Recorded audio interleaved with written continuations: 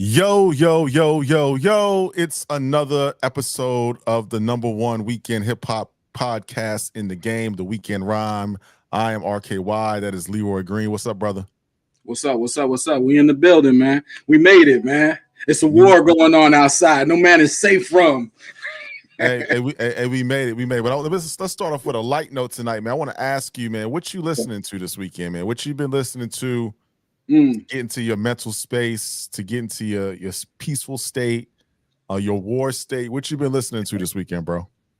I've been in war mode only because I'm hearing it's a war outside. But aside from that, I went back to the Master Ace album. I'm just talking about me personal. I went back to the Master Ace album from earlier this year, Richmond Hill. It is, I still believe, one of the best albums of this year. I believe Master Ace is overlooked. I'm gonna briefly talk about artists that get overlooked. But I went back to that album. I love the beats on it, love the collaborations on it, love the direction of it. Master Ace, he has a conceptual way of doing albums. So I've always enjoyed that. So I went back to that. Other than that, not too much. I did briefly go back into some early Kanye, some graduation vibes, you know what I'm saying? So that's about it, No doubt, no doubt, no doubt. So I've been listening to some hip hop, because this is a hip hop podcast. I'm a hip hop head. I enjoy hip hop. I love it. It's in my DNA. But I've been listening to some reggae this weekend, brother. I've been listening to the Techniques, Queen Majesty, Lloyd and Glenn, That Girl, Winston Matthews, The Sun is Shining. Yeah. What man. else? Ginger Williams, In My Heart. What else? Moving On, Jimmy London. I grew up. I've listening. I've been vibing out, man. I've been vibing out on them island rhythms, man. I've been vibing out there.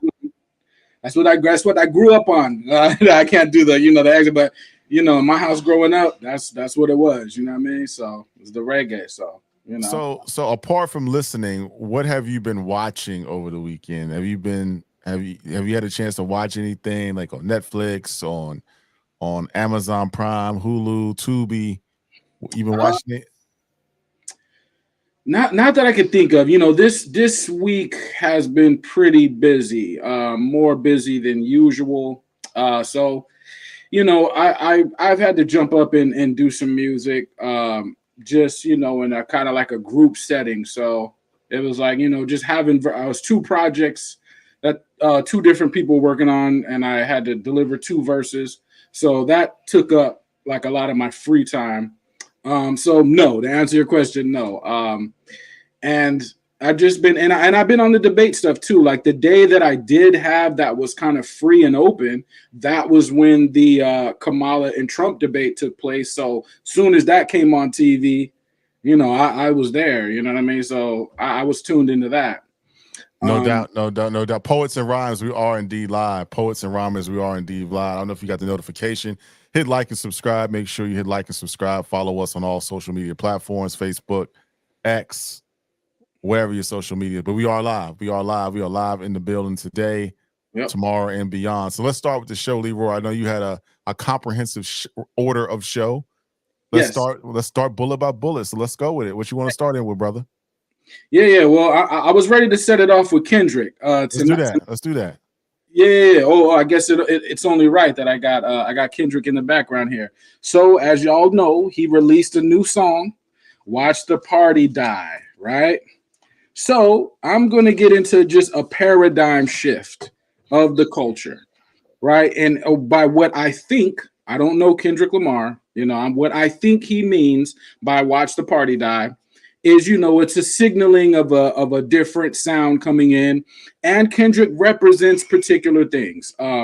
So there's been a lot of talk about the Kendrick and Drake battle, as of course it should. So this is the latest song. He had the Air Force Ones, or the black Air Force Ones. That's when it's wartime. You know what I mean? I may have to put on some black Air Force Ones the way your man is out here talking. But so he's continuing that war. But I think there is a bigger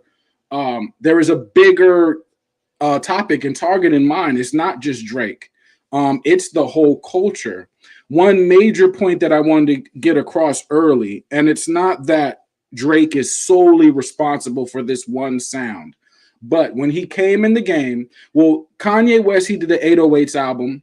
You have Future coming out. Future has a kind of melodic flow.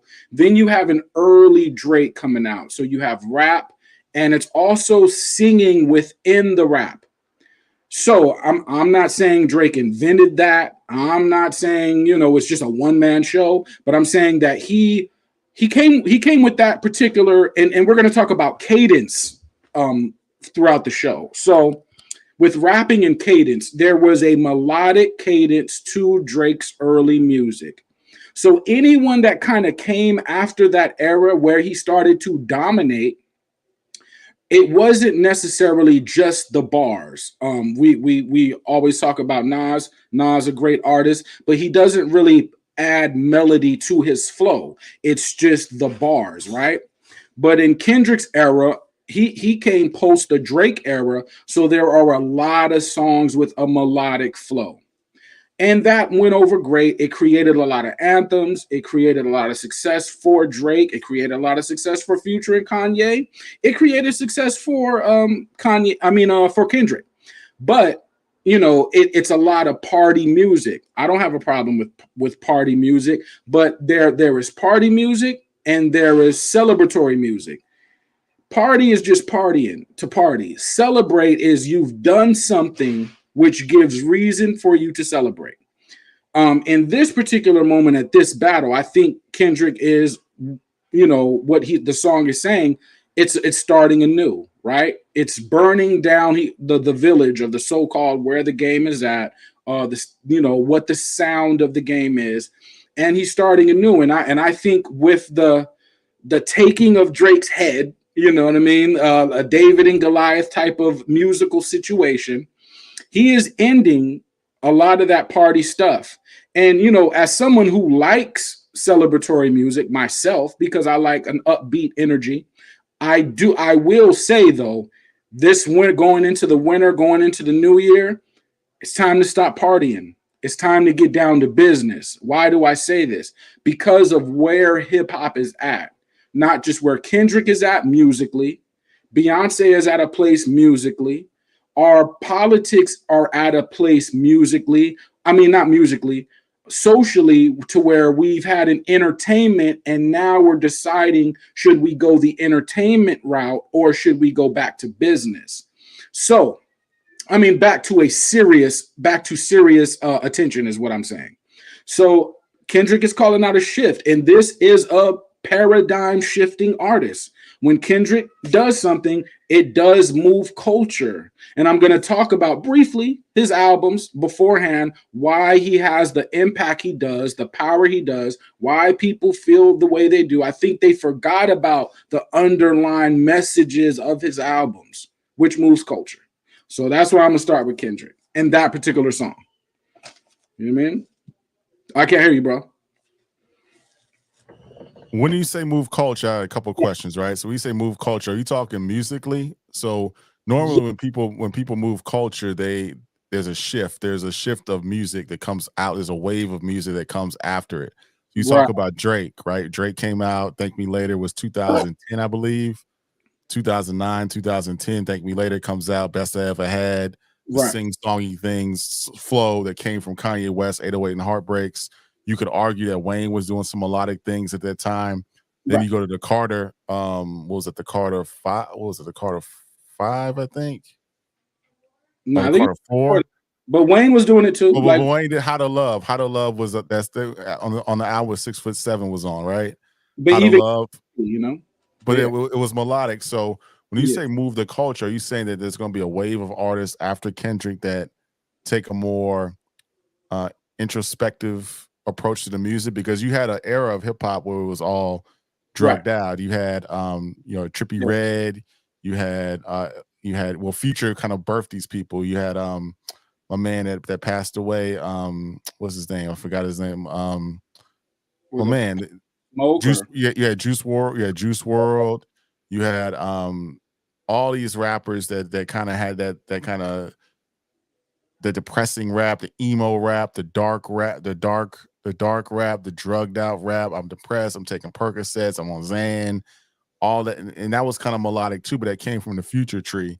If there's going to be a shift, are you saying that Kendrick's going to take it to another direction? And what direction is that going? And what artists will follow up after? Because Baby Keem really didn't pop like that. Who are those artists that are going to fall after Kendrick that's shifting that culture that way?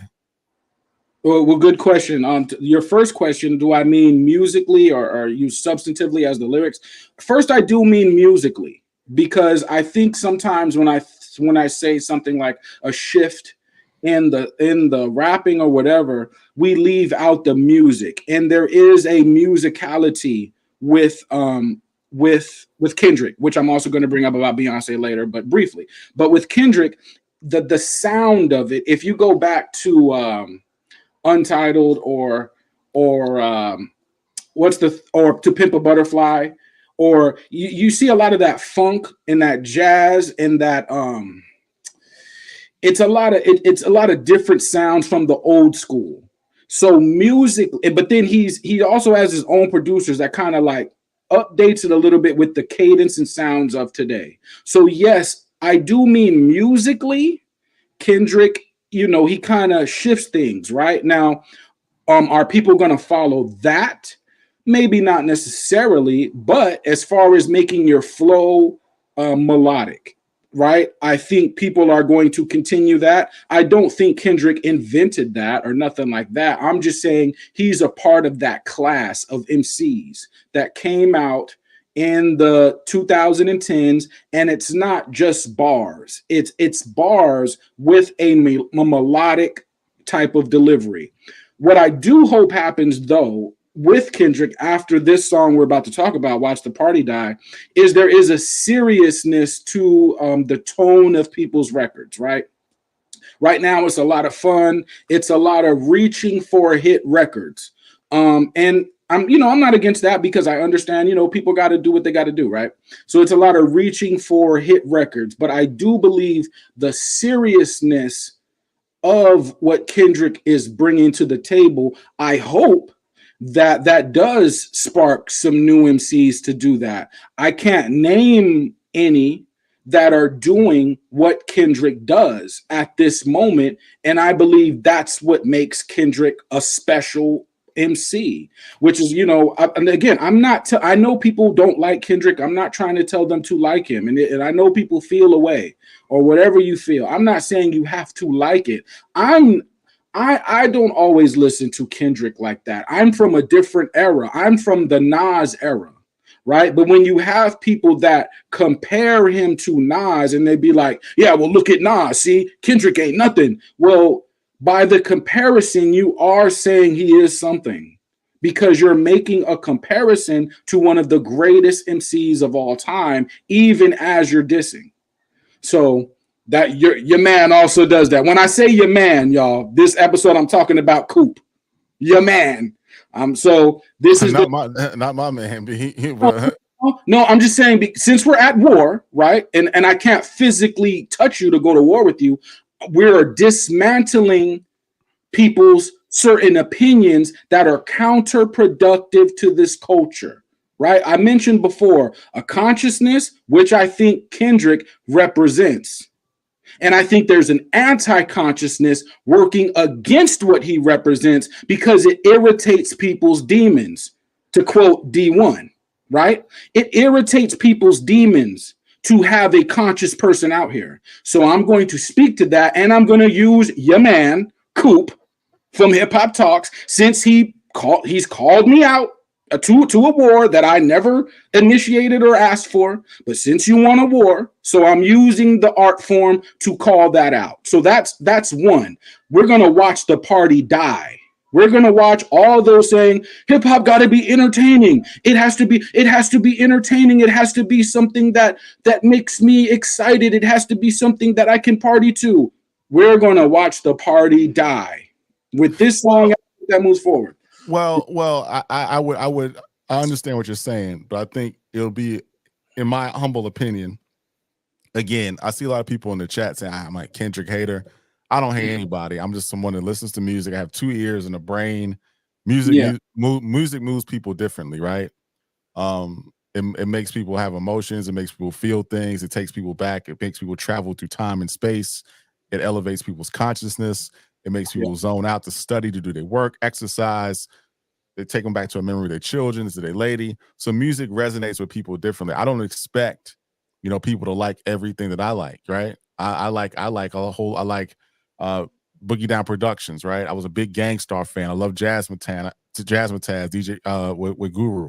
I'm a Common fan. I like Kanye West. I'm a big Wu-Tang fan. I'm a Biggie fan. Well, not so much a Biggie fan. As older I got, the less I listen to Biggie. And we're going to talk about Ready to Die 30th anniversary in a minute. The older I got, the more of Tupac that I became, more heavy in my consciousness and what I play more in my day to day as I'm going through my iPod back in the day and my phone, and now on Spotify, Apple Music. I go back and revisit a lot of Tupac records, Kanye West records, Ice Cube back in the day. So it's just right. some of the music. You know, I want to differentiate hate and being. I'm not a critic. I'm not a music. I don't pride myself to be a music I critic, but understand what an active listener of the music. Now, if you want to kill something, you got to destroy it. So if you want to make the party die, I would have made a record that had some energy in it and still dropped the substantive jewels that he was trying to provide, right? Because if you want to kill, force needs to meet force. right. I didn't really like the record because of the sound of it didn't resonate with me. You know what I'm saying? The message might have been there, but if you want to kill a party, why don't you kill a party with a party? Because even with Not Like Us, I didn't, I don't particularly go back to that record. I don't revisit that record, but it had a message in it that may have resonated with some people, but Well, it was a bop. You know what I'm saying? So I don't know. I'm conflicted with that message, but let me get to the super chat real quick and I'll let you continue. Leroy, yeah, Big Sean over Kendrick. Get that trash out of here. Hey, I don't know, bro. Dot. right. This guy's name is Dot. So appreciate the super chat, brother. Yeah, no doubt. The comparison argument is also a crutch that people use, that your man uses. The comparison argument. This is because the person is not allowing the rapper, you're not judging the rapper as himself without a comparison. The comparison is so that you can push your own agenda. Well, look at Nas and look at Kendrick. You see how much better Nas is? Bro, Kendrick doesn't have to be Nas. Right. So to go back to your point, though, I don't think everybody is a hater. I don't think that if you don't like Kendrick music, let's be very clear. And when Good Kid, Mad City came out, and everyone was saying this is like the greatest storytelling album, I was listening to the Mickey Mouse Project from Mickey Facts, and I said, put this story against that story. Now, those that want to go back and listen to what I'm saying, do that tonight. Right. But I was saying this album's cool. When Overly Dedicated came out, he got me with Section 80, but when Overly Dedicated came out, I said it was cool. His fans went crazy on me, right? I'm like, nah, this is fire. So I'm not saying everyone is a hater to Kendrick Lamar. However, there is when you continuously, I've seen people downgrade every move this person makes, every song they drop, every album they drop. Things I've seen even when he's not around. Well, he hasn't come outside, so we gotta, like, everything about this man has been singled out, picked apart, ripped apart, and degraded. Now, at that point, I think we've graduated from critique into hate. So I don't think everybody does that, but I do think there are limits. Like example, again, I wasn't the biggest J. Cole fan. So what did I do? I just didn't listen, because if I listened, it would give me something to complain about. So I most of J. Cole's albums, I still to this day have never heard. Right. So I'm not saying that you don't have to go as drastic as I went. Right. You can still listen. But when you're digging into the personal character of this person, right, and what he represents, and Kendrick spoke to that in a line, he said, influencers talk down because I'm not with the basic shit, but they don't hate me. They hate the man I represent. I believe that to be true, because I do believe that he is ushering in a particular type of consciousness which irritates people who don't want to see that in the game, right? The people that for some reason they are claiming they want a certain thing. Then when it shows up, they have a problem. So again, I'm not saying everybody hates Kendrick Lamar. Just if you're going crazy for the 50th time about what you don't like about the man personally, that's when I kind of, it sounds like hate. So it's the record about academics, because when we have these, we've been having these conversations for a very long time, and I can be honest, I can do a better job articulating my argument about Kendrick Lamar. My argument with Kendrick Lamar is that and maybe the comparisons, but sometimes we shouldn't compare and contrast, but it's always a compare and contrast. When the mainstream media goes out and says this is the best album in 20 years, or he's top 5, you naturally compare and contrast, like sports, right? If someone says, Justin Herbert is the best football quarterback of all time because he set passing yards his first 4 seasons, we're like, hold up, he hasn't won any playoff games. He doesn't have. You start comparing. It's natural to compare and contrast, and analyze different people when people throw superlatives out and anoint someone this and that. So I think we can all be responsible in articulating our arguments better. When I say, well, you know what? To me, as a hip hop fan of almost 30 years, this album, I don't understand, and maybe it's just my listening taste and my listening habits. I don't understand how someone would say this album is better than The Moment of Truth, or this album is better than B, or this album is better than The Fix, or this album is better than Enter the 36 Chambers, or The Blueprint, or the Black Album. So we can compare. We can be more responsible. I'm not saying that we're saying that we're not.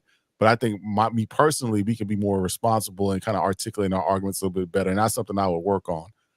But I think it's okay. It's naturally to compare, and some people are hating. So I'd say specifically, who is hating? Let's call that out. So is it more mainstream podcasters like academics that are hating?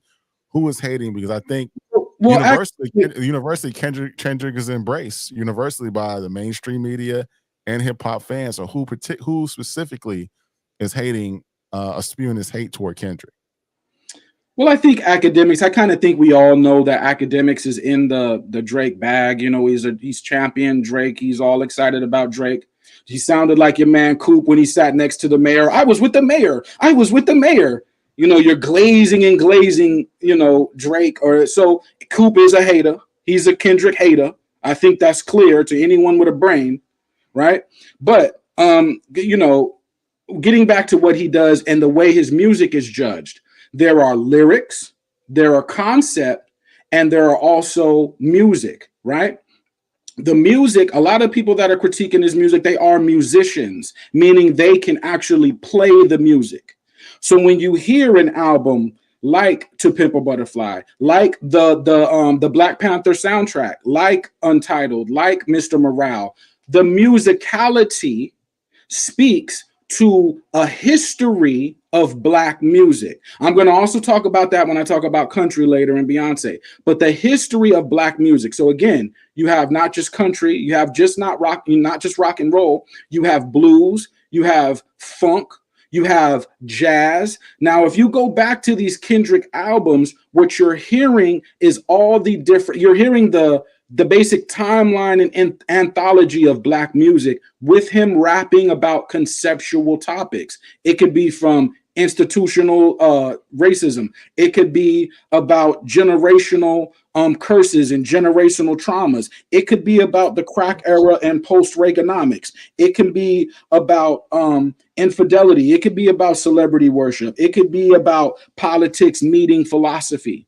So, but within that, it's the lyrics, the concept, the storytelling of his upbringing as a good kid in a mad city, but also the musicality. And I think a lot of times when us or the people that are judging his music, we're listening for the bars, but we're not always counting the music as an element too. And when we do, we just think, well, is it good or bad?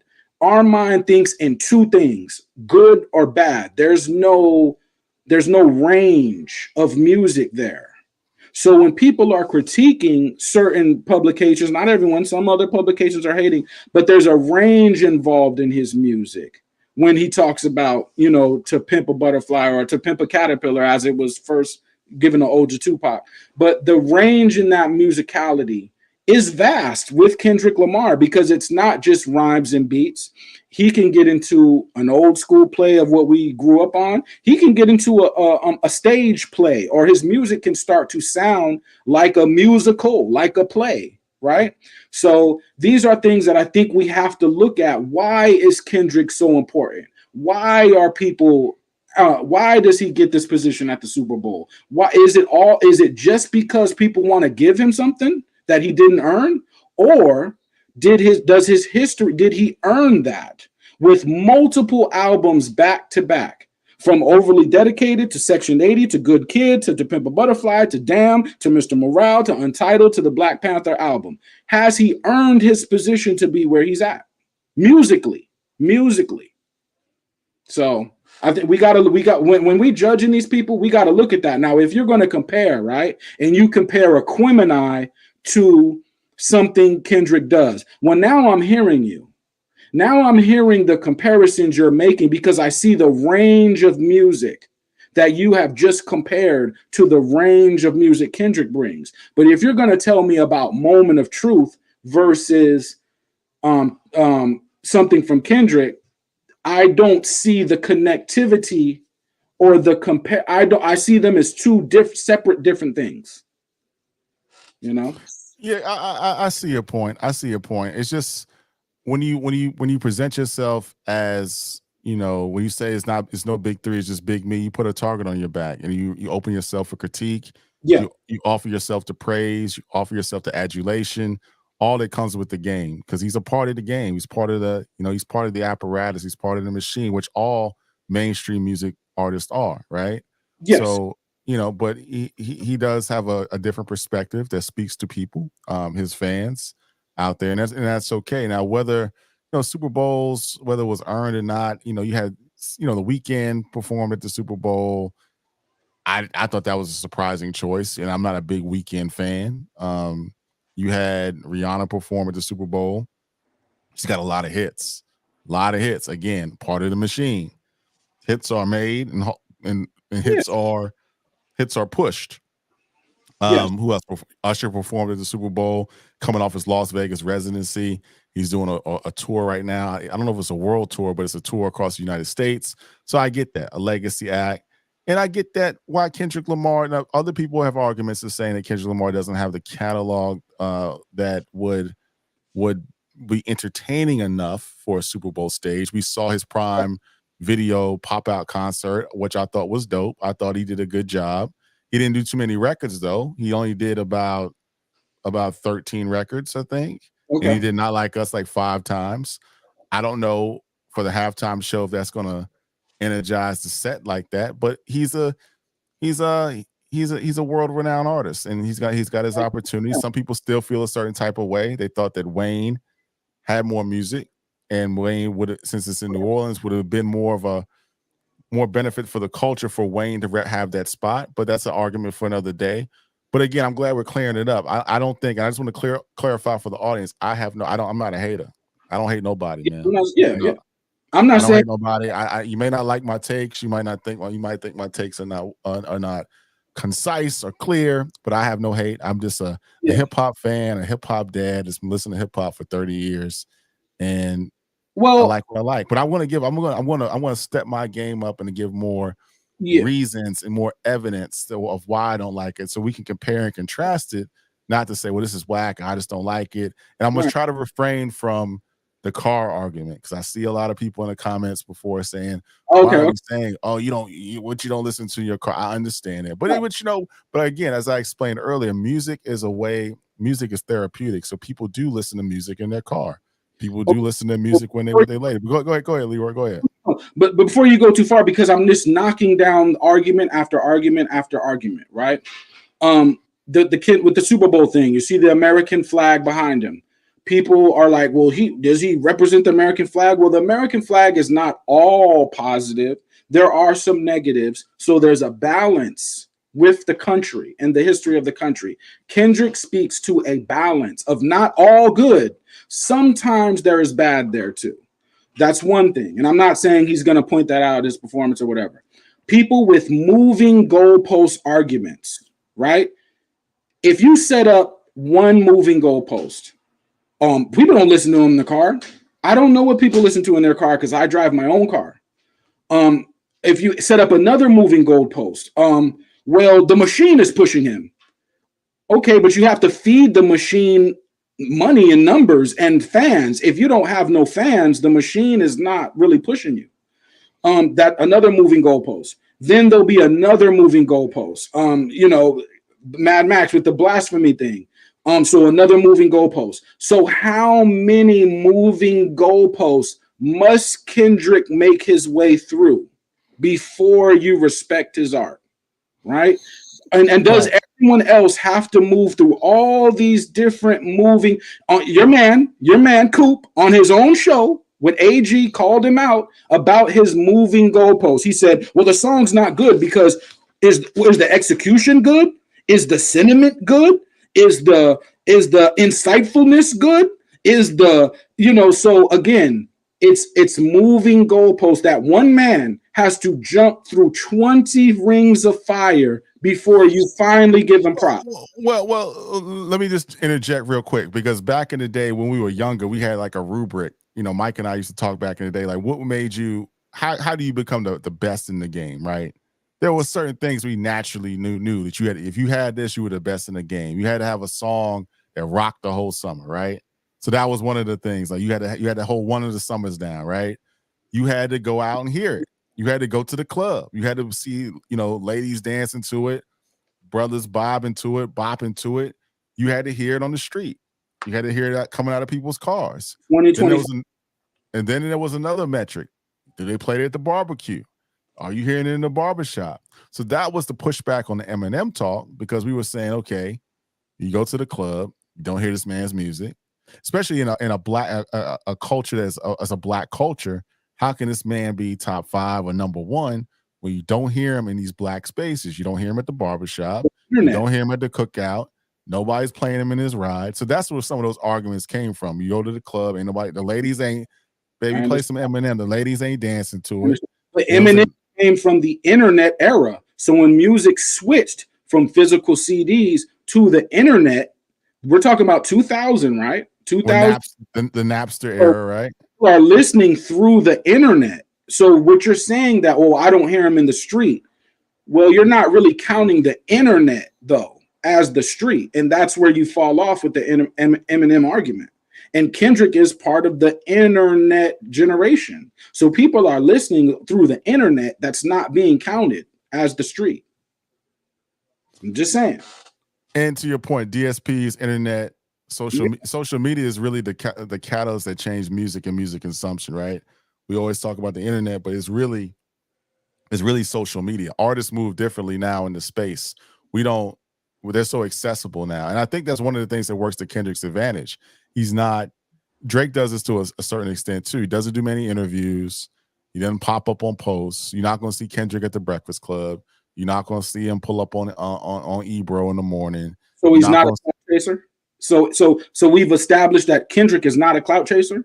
That's also he's moving like the old artists back in the day, like Prince, Michael Jackson, George Michael, Sade.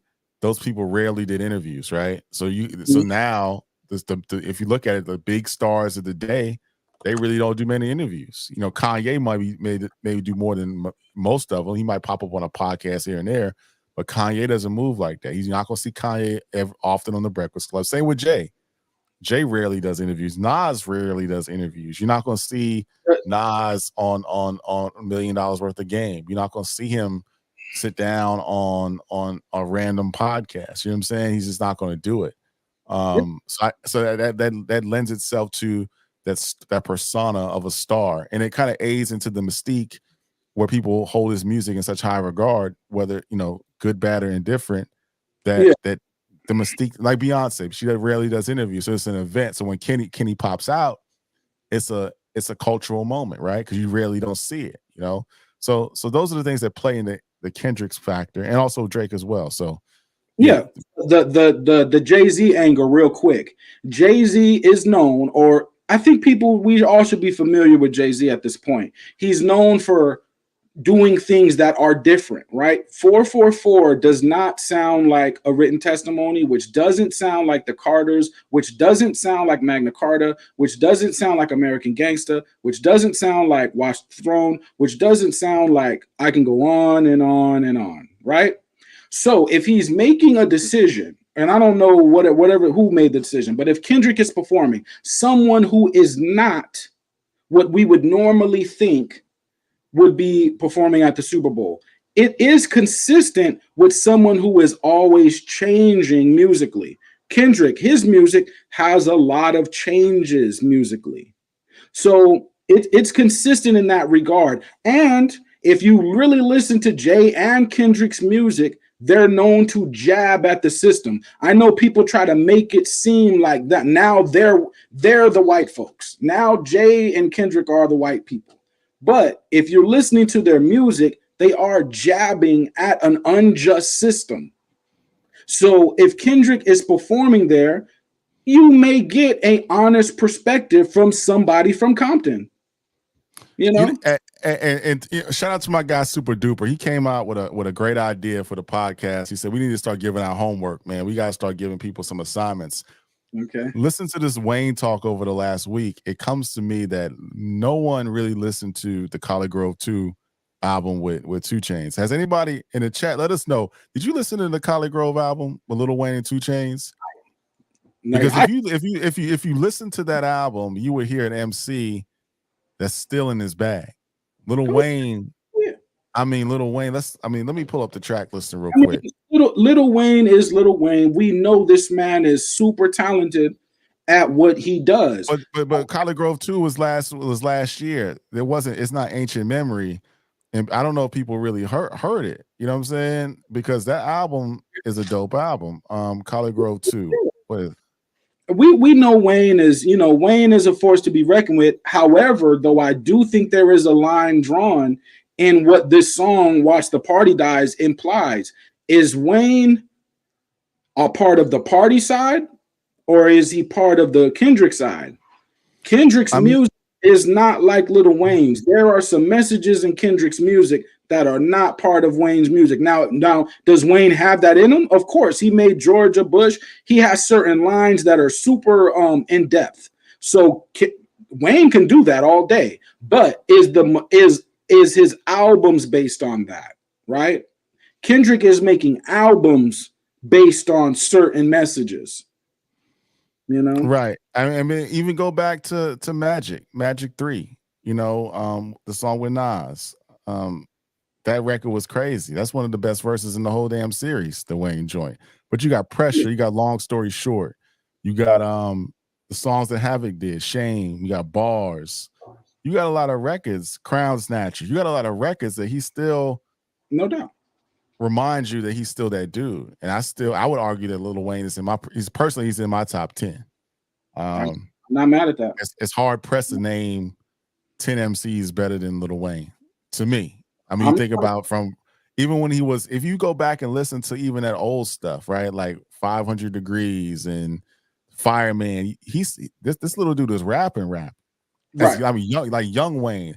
And it might not have been the most intricate bars, but he got better over time. Then you take like the Dedication, you take, the Cannon song, you take the Carter 1. Carter 1 was dope.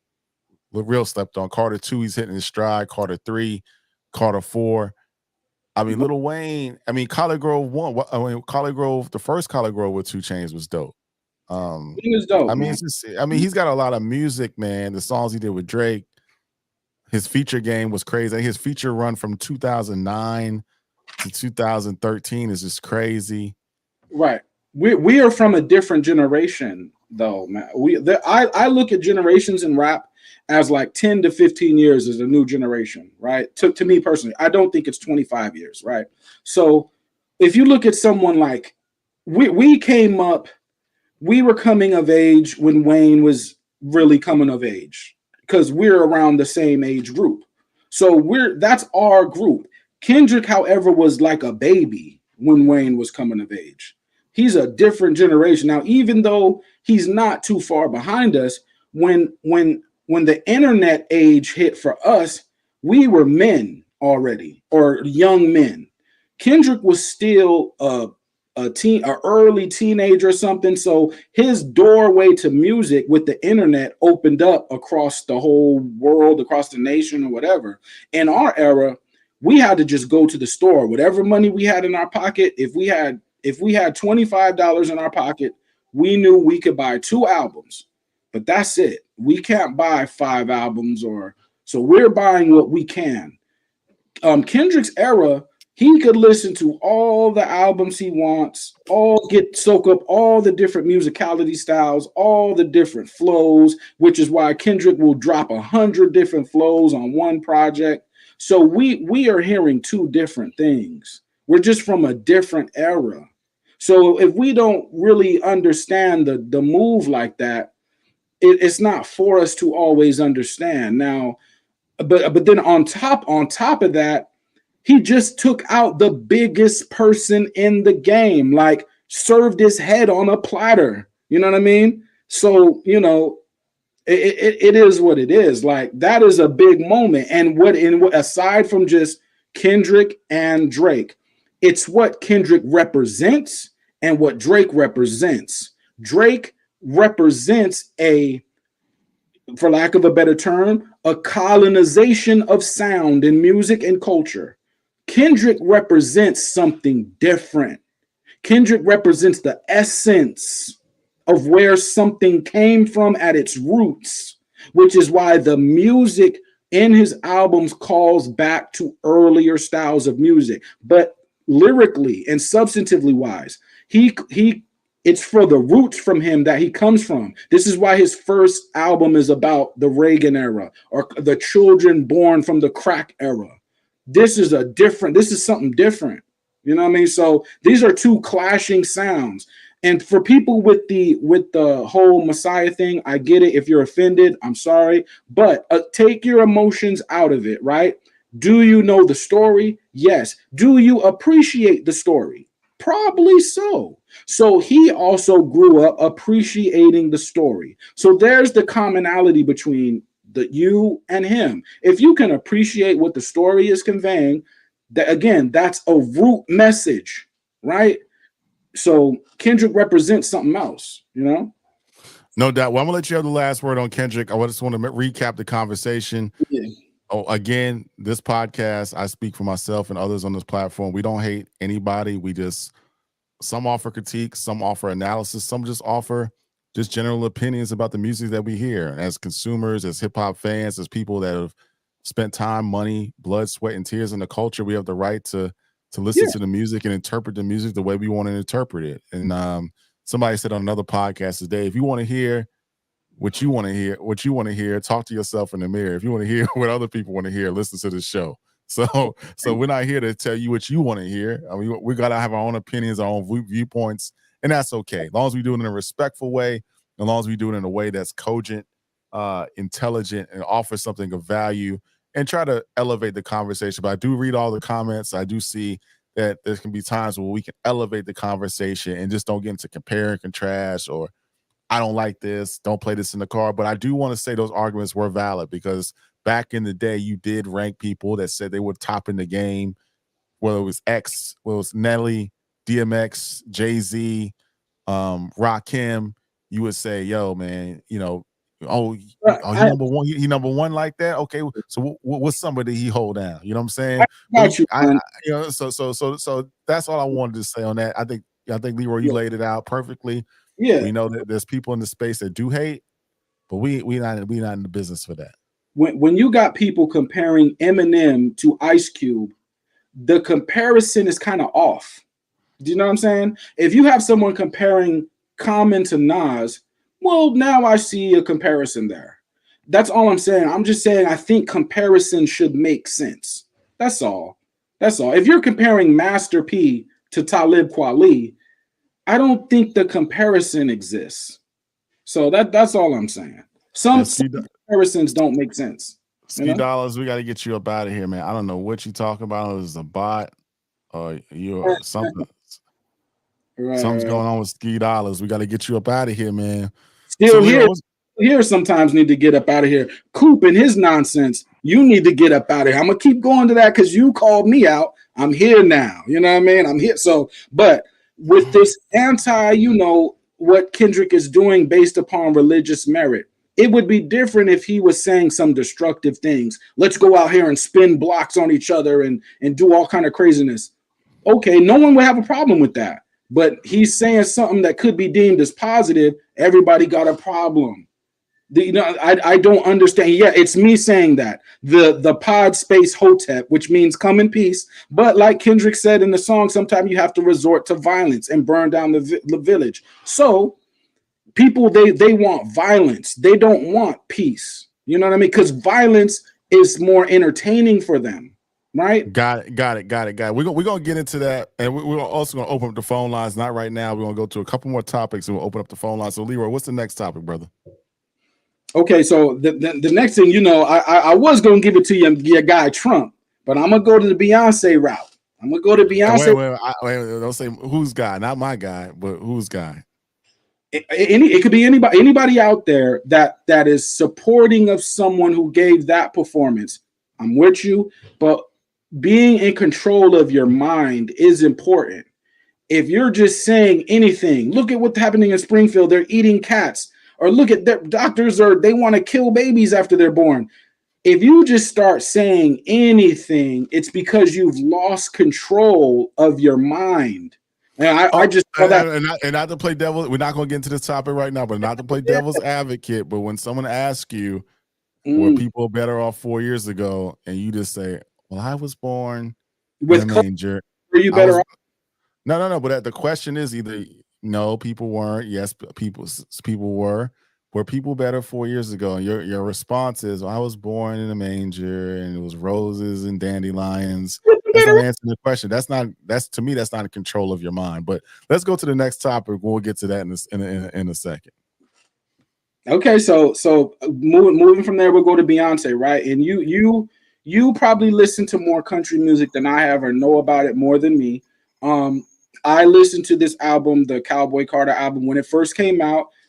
I did kind of like the album because, again, I am not the hugest Beyonce fan. I'm not the hugest Kendrick Lamar fan, but music itself speaks to me. So if a person has Beyonce, when we talk about a certain cadence, I know people they like to hate Beyonce too.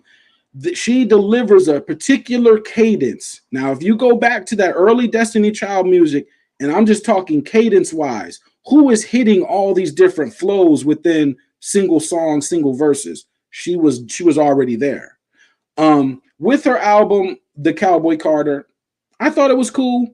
Now people are saying she was snubbed for no nominations at the Country Music Award. My only argument is this: when you have award shows, including the Country Music Awards, which I do watch, even though I don't listen to the country. Now, I do have a friend. I got a homie named Memphis who listens to country all the time. So, I hear what he's hearing.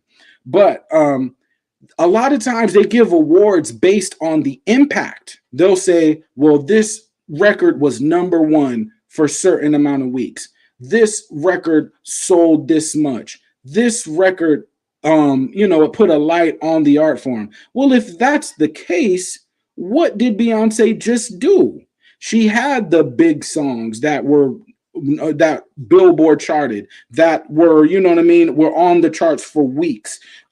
She brought attention to the art form itself. However you want to look at it, Beyonce's, I don't think it's all due to her celebrity. I think it's skill there. I think Beyonce is a talented person with skill, and people want to say, well, she can't sing. I've never understood that argument of she can't sing. Now, if she's not your favorite singer, that's cool. But the whole notion of she can't sing, I never understood that. But she did her thing. Now people are saying, is it 100% country? No, there are other elements. Why are there other elements there? For the same reasons why there are other elements in Kendrick's music. What Beyonce is doing, not openly, but behind the music, is she's calling back to the roots of where country music came from, right?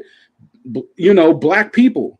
So that's what Kendrick and Beyonce's music have in common, and that's why I think she was snubbed, right? Country, in my opinion, when black people kind of got pushed out of blues, or when blues wasn't made profitable until the big companies took over, just like hip hop, white folks took country over. Black folks said, okay, cool, I'll pick up a guitar and see what I could do with a guitar. That turned into rock and roll. But again, what I'm talking about is the roots of what Beyonce brings to the table. And that's why I think she was snubbed, quote unquote. Go ahead, Ron. I know. Well, no, I mean, again, the CMAs. Again, we had this conversation offline, and you wanted to talk about this. Country music is a very insular genre. I go back. I've spent a lot of time in Nashville. It's very, I want to say, the town is very. It feels like a community, and everybody knows somebody in the business, and it's very insulated. Now, you make the argument. Some people could say Post Malone came in and got recognized, but Post Malone spent time in Nashville. You know what I'm saying? I don't know if Beyonce did the same thing. So I think that if she would continue to make country music, she would get recognized. I don't think it's somebody said they made it a racial thing. I can't even say that because Darius Rucker, Shabuzi got nominated for several CMAs. Other black artists, country artists have been nominated for awards. I just don't think that she spent enough time in that insular environment of country music in Nashville to make waves. And you would say, well, she don't need to do that because she's Beyonce. Well, Post Malone did it. Post Malone he worked those little small bars, those small clubs, built relationship with the songwriting community in Nashville. He was there. I seen it. You know what I'm saying? I actually seen it with my own two eyes. He was actually in the city. We don't want to. We don't want to compare Post Malone to Beyonce. I'm not comparing Post Malone to Beyonce. I'm saying he did the actual. He was actually on the ground in that culture of country music in the city, where he made those connections with those songwriters, and now he's getting. And the songs he got nominated for was with Morgan Wallen. So I don't want to turn this into a court in the country because it's a court in hip hop. But they gatekeep their culture and how they rock, how they do their thing on that side, on the country side of the house. I can't do nothing but respect it. I can't say accept this person, especially when I know how it operates a little bit. And you got to be in the actual city to make waves in the city. And from what I understand, she wasn't in the city like that. So that's why she probably didn't get the love. Post Malone is kind of sketchy because he was in the rap spaces too. He's been all in all the rap spaces. So does Post Malone, is he culture because he was in the rap space? So, and Beyonce is like, she's from Texas. She's born in black skin. I don't know, who is this person? I don't know if this person. This guy's a loser. Hold on, Ski Mask. You're a loser guy. If you have nothing better to do with your Saturday evening to talk about me, and you say something, I don't know who you're talking to. You're a sick person. I'm trying to I've already blocked you once. I'm gonna block you again. Go create another account. You're a sick person that's mentally disturbed. You need help, sir. So there's a lot of that. There's a lot of that going on, unfortunately. And people on the internet, regardless, I appreciate anybody coming with something intelligent. If you would like to ask a question or make a comment that gives people something that they could kind of think about, then I would really appreciate that. If you're coming on here, if you get on the internet to find your courage juice and then you want to make threats or instigate a war, you're going to have to keep that same energy if you ever run into a person like me. Don't change the energy if in physical reality that you projected behind the internet camera, because I'm not going to change no energy. But the internet gives people license to say anything, and it's not a lot of substance behind what people say. You know what I mean? And again, with someone like Beyonce or Kendrick, they don't have to be the greatest ever, but they're pretty good. They're pretty good. I would say they're pretty good. So come on. Right. And I understand. And again, I just want to understand where you're coming from. You would think that Beyonce, somebody is big and renowned and critically acclaimed, as her would get more acceptance or just be automatically accepted in whatever she did. It just doesn't really work like that. You know what I mean? Because I know Nashville, I know the town, I know people that operate in that town. You got to be on the ground. I got you. But you're helping make her argument, though. If she was shunned and pushed out, well, then her music speaks to being shunned and pushed out.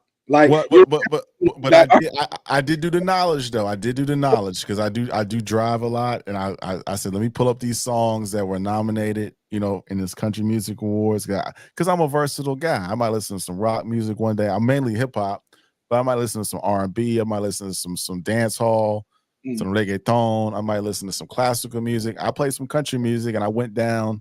I saw Chris Stapleton. I saw Morgan Wallen. I saw a lot of Lainey Wilson. A lot of big country artists. I just don't see where those songs. I just don't see. I mean, I just don't see, man. I just don't see how she would have got it. Luke Combs. I don't see how she. Jelly Roll. I just don't see her just coming into the game.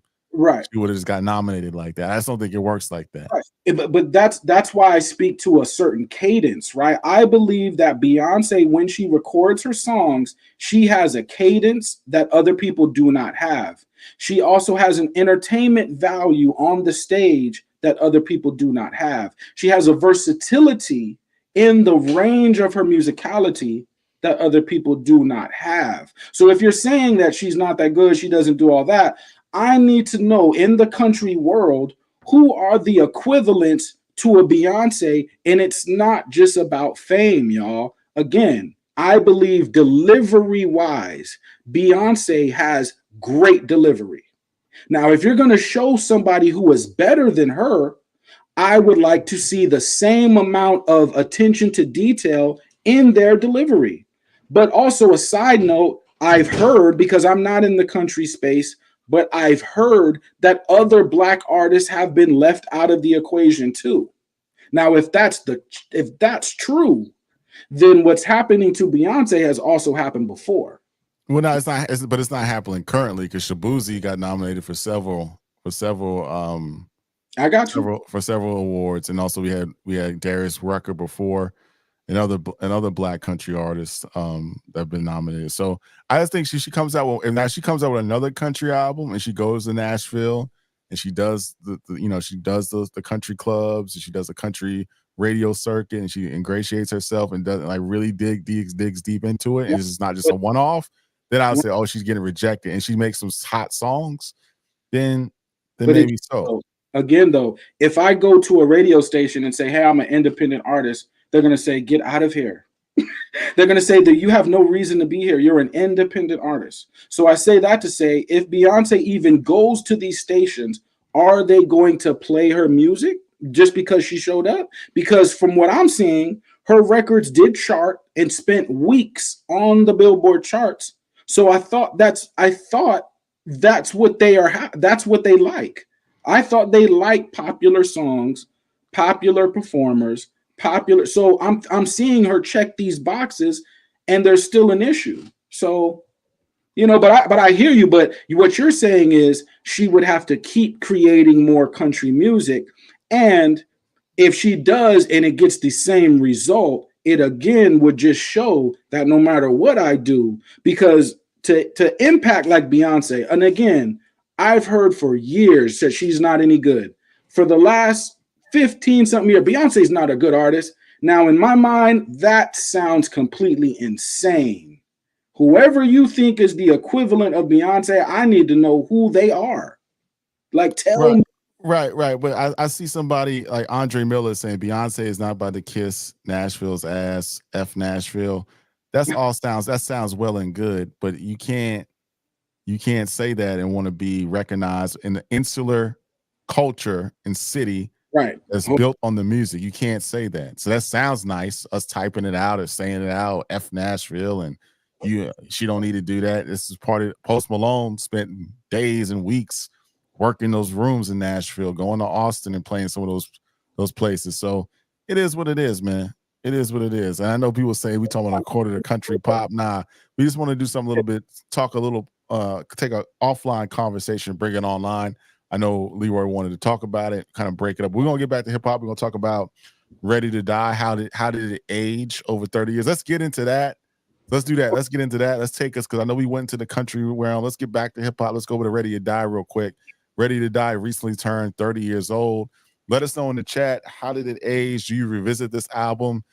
Is it better than Life After Death? How do you, what's your memories of this record, Leroy, on Ready to Die? Um, I gotta be honest, and being honest gets me in a lot of trouble, but I just don't know how to lie. Like, I never understood the concept of lying, and I just don't know how to do it. I like the album. Let's get that out the way. So I'm not gonna bash the album. When I heard it, it reminded me of a lot of West Coast kind of vibe to it on the singles. I did appreciate the lyricism. I did appreciate the raw delivery. I did appreciate the different approaches in songs, even though he's a young man at this time, but just you could tell this is a thinking MC. He knows, he's putting together songs quite well. I wasn't as prepared today to discuss Ready or Die, but I did like the album. When it came out, I thought it was cool. I wasn't just blown away. However, I did think that it was a good choice for Bad Boy as far as to elevate to the next level. I could hear right off the back that Biggie was the guy that could do that. That could take them to another level, that could have a balance between both the mainstream and the heads, like you know what I'm talking about when I say the heads, the lyrical folks, right? Which is why I always had Jay at where I got him as the GOAT, is because it's a balance between mainstream and the heads. But with Biggie, I felt he delivered. I would still say Life After Death is a more polished album, a more, he's more comfortable in his delivery with that. But of course, Ready to Die, classic material. Primo went crazy. The other beats go crazy. And he did deliver. He did deliver. So I was happy with the album. And it's a classic for what it is. And like Kendrick, not in the exact same way. There's a difference in flows. There's a difference in age. But Biggie speaks to a particular era, right? If you were coming outside in the late 80s, early 90s, and you witness the crack wave, and you were there for that, that is like a bomb. That's a bomb that goes off in your neighborhood, right? You see people that go from stand-up professionals to addicts, and then watch them die. So this is very traumatic for people who come out of that era, right? I came from out that era, so to seeing that up close, and if you have an addict, it doesn't just affect the addict, right? If you have a woman that becomes addicted, now her children are taken to foster homes. Now, whoever she was dealing with, if she had a man, he may try to go find the hustler that did a certain thing that can lead to violence. This can also disrupt the whole household. Now we're involved in gangster activity. So what I'm saying is that era was like a bomb going off in the black community of a chemical war, which is what I call the crack wave. And Biggie, he comes out of that element, right? So can he be violent? Yes. Can he have a I'm ready to die? Like what he's saying is he's willing to put everything on the line, right? So, he spoke to these circumstances well on the album. So it's classic material. Yeah, I mean, for me, it's an album I don't really revisit much. Give Me the Loot, Warning, Unbelievable, Big Papa. Yeah. Those records I kind of listen to time and time again. My favorite record on the album, the What, wasn't my favorite song on the album, but I listen to Warning. Warning is my favorite song on the album, man. I mean, you just play the beat. You know what I'm saying? It's just ominous, right? But I was always uncomfortable, as we have the ability to kind of look back in hindsight. I was young at the time, but I didn't like. I know it's his perspective. I never want to tell an artist how to put out their art and express themselves artistically. Yep. But sometimes you can speak things into in existence. And looking Yeah. back in hindsight, like Ready to Die, Suicidal Thoughts, No doubt. some questionable lyrics here and there. Um, No doubt. Life After Death, and I remember the story of the photographer who did the album cover for Life After Death. Puff was saying he was getting agitated, like, we got to find a graveyard, we got to find a graveyard, we got to shoot this, and we got it. And he said, we can't find a graveyard, but we got to get the permits, we got to go into a graveyard, we got to capture this. Sometimes you can speak things into existence, and no, for sure. you know, power of life and death is in the tongue, right? So I look back on, like, man, what if he had, you know, and that's just him. Maybe he was having suicidal thoughts. Maybe he was ready to die, and that's for him to speak to. But I would think, you know, with him being a father, he was a husband, I think, at one point, a young man at 24 years old that had a lot of life to live. It's just unfortunate that, you know, that art, that work, he kind of spoke those things into existence. So that's kind of the only thing. It ain't cool being ready to die. It ain't cool having those type of thoughts. And some of those, and as I got older, some of Biggie's lyrics are kind of disturbing, right? You know, especially on What's Beef. You know what I'm saying? It's kind of crazy. Dead Wrong is kind of a crazy record. So shout out to Big, 30 years in the game. I think that was one of those albums back in the day. People had that little book. Y'all remember that book back in the day with the CD books? Yeah. Everybody had that in their CD books, or the CD case. Or the tape case. You know, everybody had that in their whip. You know what I'm saying? Everybody in the world that I got in the car with had a copy of Ready to Die. But classic album cover, man. Classic album. The classic baby album cover. The classic album cover. But I don't think we did a comparison against we did Me Against the World against Ready to Die, and Me Against the World kind of washed it. So, you know, I think Me Against the World held up a little bit better. You know, again, we comparison, not a lazy comparison. Pac and Big are always brought up in the same conversation. We talking as hip hop. I just, you know, it's a dope album, and it created. It was a historic moment in Bad Boy. You know, Craig Mack was out at the time. This really set Bad Boy up to be the Bad Boy that we know of today, years later. It was a good record, but I don't know if it was a great record. I think it was just a good record, and that's just the way it was a good record. It was a solid record. I think in 1993, it's a great record. Times were moving very fast back then, so by the time we get to 96, our taste in music has developed a little bit more, and then maybe we go back and we're like, okay, it's a good album. But in 93, it was a good album. But then also with that, just music itself, the beats. You know, we come from a young era. Like hip hop itself was a teenager when these albums came out, and we were teenagers. And to go back to your point about what you're saying, like Big was a teenager, Pac was a teenager. So it's like we all said things that were kind of crazy as teenagers because we didn't really have the discipline in what we say. We didn't have the knowledge in what we say. And we don't know that, when you're talking about, I'm down to die, or I'm down to ride or die. Well, yeah, you can set off a chain of events based on your mouth inviting certain things to you. Then when it comes, you're not prepared for it. So I'm glad that hip hop has moved into the artists are a little bit older and they understand the power of their words.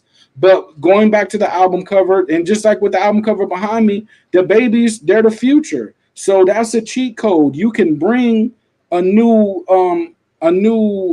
paradigm in with what you tell the babies. You know what I mean? So, you know, it was a great album. I think Big, he was just doing what he had to do. Certain questionable lines, I think that's shock value. And they serve their purpose because if you say it and the crowd is like, whoa, well, then even though you're saying something completely ridiculous, the line does, it's like a punchline does what it does. An entendre does what it does. A shock value bar does what it does. A lot of the movies we watched back in the day with just the overkilling of killing and killing and killing and killing and killing, that is a form that's kind of insane, but it's the shock behind what we were watching that kept us watching it. You know what I mean? Can I tell a story? Can I tell a story? Story time with Ron. I wish I had some music to play. My Biggie story. I was in college, and Yeah. I think I had a Nokia phone. Not I wasn't that old. I'm not that old, people. I had no Nokia. I had like a sidekick or something. Man, I had a sidekick or a Razor. Oh, and I might have had a Trail because I always had dope phones. But I might have had a Trail or something, with the keyboard at the bottom. Well, I had a BlackBerry. I had something. I had a BlackBerry, whatever. I don't know what I had. Yeah.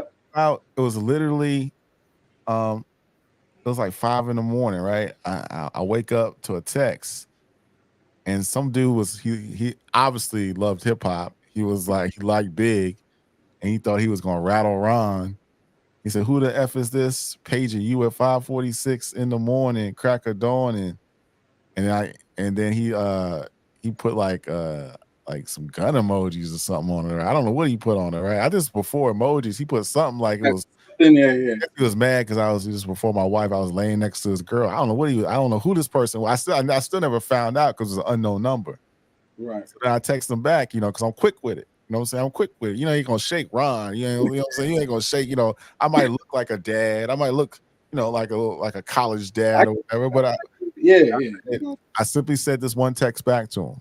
I said, "There's gonna be a lot of slow singing and flower bringing dot dot dot dot dot dot dot dot dot." And I didn't get a text back. So whoever you are, we probably old now. You probably done moved on. Whoever I would love to know. I think I got some idea who sent me that text, but you didn't respond because it was gonna be some slow singing and flower bringing. So yeah, man, but it was creative. It was creative that somebody was sending try to shake me with a Biggie lyric, but that was crazy. That was crazy. No, that's crazy. That's crazy. I mean, yeah, but Biggie, he had them type of lines, and back in that day, it wasn't just Biggie and Pac. Everybody was on their gangster. Like we know that whole era.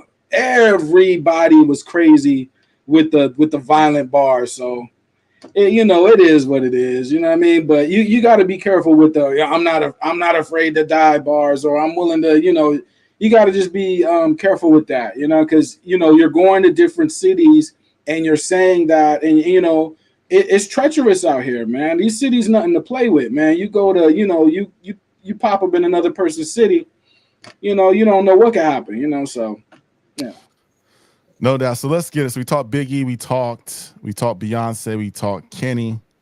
Yeah. Before we open these phone lines up, where are we gonna take it next, man? Before we go, the people, I'll take it wherever you want to take it. But you got a topic you wanted to hit. What we gonna hit? What's on your list? No, I watched the debate, which we kind of talked about it briefly, what I mean? But that could go forever, you know what I mean? Well, let's go for a little bit and then we open the phone line. Let's go for a few minutes and we'll open up the phone line. So what were your thoughts? What were your thoughts? Okay, so my thoughts, right? And I'm just going off just what I heard. I'm sorry, folks. I don't have to pick either side. I want you to pick a side, not me.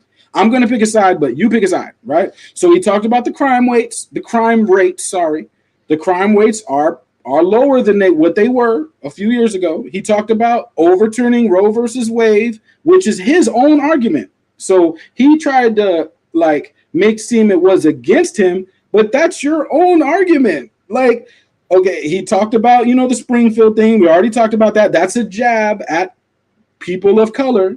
He's real crafty with it, but it's a jab. He talked about, he still acts like he didn't lose the election. Again, his own administration investigated the election and they said he lost. So I'm just talking about his own people. That's it. His own people have said they don't want to work with him. I'm saying his own administration are saying this guy is kind of out there, and from the military general to several people in his cabinet. So I'm just using the stuff against him. He refused to say he would veto a nationwide abortion ban. He talked about the casualties of Russia. I'm sorry, but Russia went in there. Ukraine didn't go start the fight.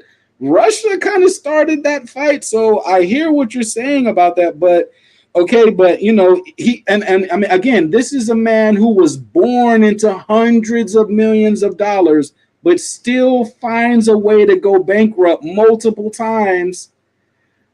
You know, this is a guy who's facing up. You know, he tried to blame like Nancy Pelosi for January 6th. I mean, how did she? What did she do to set that off? But hey, again, so and then you have the counter side, right? You got Kamala, right? So, however people want to feel about that, she did bring up some points. He kind of talks about crazy stuff, you know, like he'll go into a rant about eating cats or Hannibal Lecter, but he's not talks about like when he talks about the economy, it's really tax breaks for people that he's cool with. And we kind of know that. Now, I see what people saying. They'll be like, "Oh, well, we were better off, you know, something, something, something." But that comes with other things like COVID. You know what I mean? But the thing that she did, which was masterful, is she'll make a comment and she'll leave it like a carrot hanging for a rabbit or something, and he'll chase the bait. Like he'll just chase after whatever bait she leaves rather than just staying on what his agenda is. And I think we got to look at that. Now, again, the only reason why I bring that up, right, is because okay, you got an election year, you got a paradigm shift. You got Kendrick and Drake. That's a paradigm shift. You have Beyonce entering country. That's sort of a paradigm shift. And you got journalistic integrity versus the F niggas, you know, Coop. That's a paradigm shift. Okay. So there are multiple shifts going on, right? And I believe Kamala, she did her thing and she put all right. So I want to ask questions. I'm not gonna, you know, I want to ask questions. She did her thing in terms of a debate yeah, or in terms of policies. And the debate. is she okay in a debate? Is she doing her thing currently as vice president? And has she done her thing as a senator? And has she done her thing as a attorney general in California or a district attorney? Because people in California that look like us said that she didn't do her thing as a district attorney. She didn't do her thing as an attorney general. She didn't do her thing as a senator. She didn't do her thing as a vice president. Careful. We So got to be so careful what what's the policies? What are the policies and when you say she's doing her thing, what exactly is she doing? Is it being a debater, or is she doing her what, and what Trump said. what does that get the hip hop community? Her doing her thing. Trump, What is that? she did talk about a $6,000 tax credit. She did talk about education or you know affordable child care. She did talk about you know and that's very light. I'm not saying that's a whole bunch of stuff. You know what I mean? But you know she is a woman, so a lot of the night they spoke about women issues. Well, she is actually a woman. You know, there are certain things that are I call these things problems that already existed, and people are looking for a silver bullet. I'll say that with the immigration problem. I don't think there's a silver bullet for that. Also, with her prosecution or prosecutorial history, we got to be careful though that we're not defending something that a person actually did. Like if she locked somebody up for a crime they actually did, we got to be careful about defending certain things. Now, granted, there is still an injustice, right? There is an injustice with the hammering down of the black community, but Trump is pro stop and frisk. He's pro the militarization of police departments in our community. So he's kind of pro that. Now, yes, Kamala comes out of the prosecution of that, but a lot of her cases dealt with predators on children, dealt with sexual violence, dealt with violence against women. So I'm not saying she was right 100% of the times, but I'm saying some of them times were right though. I mean, if the person did the crime, you know, Hey, Diego, I hope there's a rewrite of the script. I hope you're wrong. I hope the script is, and I'm gonna answer. I saw your email, Diego, a couple weeks ago. I'm gonna respond to that in a few days. But I hope they do they do a rewrite of the script. Sometimes they have last minute rewrites. So if there is a script, maybe it's a page that's gonna get rewritten because Yeah. I Oh, just don't I some- just don't I just don't understand. someone mentioned the immigration problem, right? So, and yes, I will acknowledge that problem. So I want to say, in the last 100 years, how many presidents have brought a silver bullet to that problem in the last century? So name me one. So if she hasn't fixed it, but you can't name any in the last century that fixed it. But And now, granted, we have different but, there are different levels. but if you don't fix it, can you potentially make it worse? And do you get penalized for making it worse? Right, but we know that people are talking about they want a fix. They want something fixed. What I'm alluding to is it a problem that's by accident, or was the problem intentional? If And you that's my argument. That's my argument. I would say I've seen arguments where it was intentionally done, and if it's intentionally done, that's just cause for disqualification, in my but opinion. she was born. The problem was already intentional before she was born. So she has to fix a problem to which already existed before she was born. It's not just it's immigrants from all over the world, and this is not a shot at them. What I'm saying about all over the world is there are a lot of demographics you could look at, but this problem existed before she was born. I But just want but to make that clear. but I just want to clear again to this level of when they have new data and new analytics. Has it existed at this level? Some people say some statistics say it's at record levels. It's at record levels over the last 3 years. So I'm if from California, so it's a melting pot. I grew up in a melting pot, so I can't tell you what the levels are if I'm from a melting pot. I get you, but if the data says, for example, I was going to give a round number, 100 was in 2016, and now it's 1 million. Right. You would say the problem got worse. So if I was the mayor of Atlanta, and there was 20 murders when I took office, and then my successor 3 years later has 3,000 murders, you would say, well, this Okay. person and they changed some policies or whatever, and the policies led to more murders, you would say this person, my successor, didn't do a good job. At some But point, we got to hold people accountable. You see, the Chicago, they're putting people in these communities that taking over schools, they're taking over, and they're getting resources. We have to say, why is this happening? Who allowed it to happen? but Because you it wasn't happening at this rate. Yes, it's always been a problem, but it wasn't happening at this rate a few years ago. you and I both agreed, though, or kind of agreed, that it could be intentional. I believe that's intentional, and it happened before she was born. So that's two different things. Again, she was. It's like I was born around the crack era. If my task was to end drugs in America, well, see, I was born into a situation where they already existed, and I believe it was intentional. Now, I'm not letting everything off the hook, but I'm just giving a framework for what goes on, folks. Like now, that is very important. We can't overlook that to act like this one person coming in is responsible for all the things that existed before she was even born.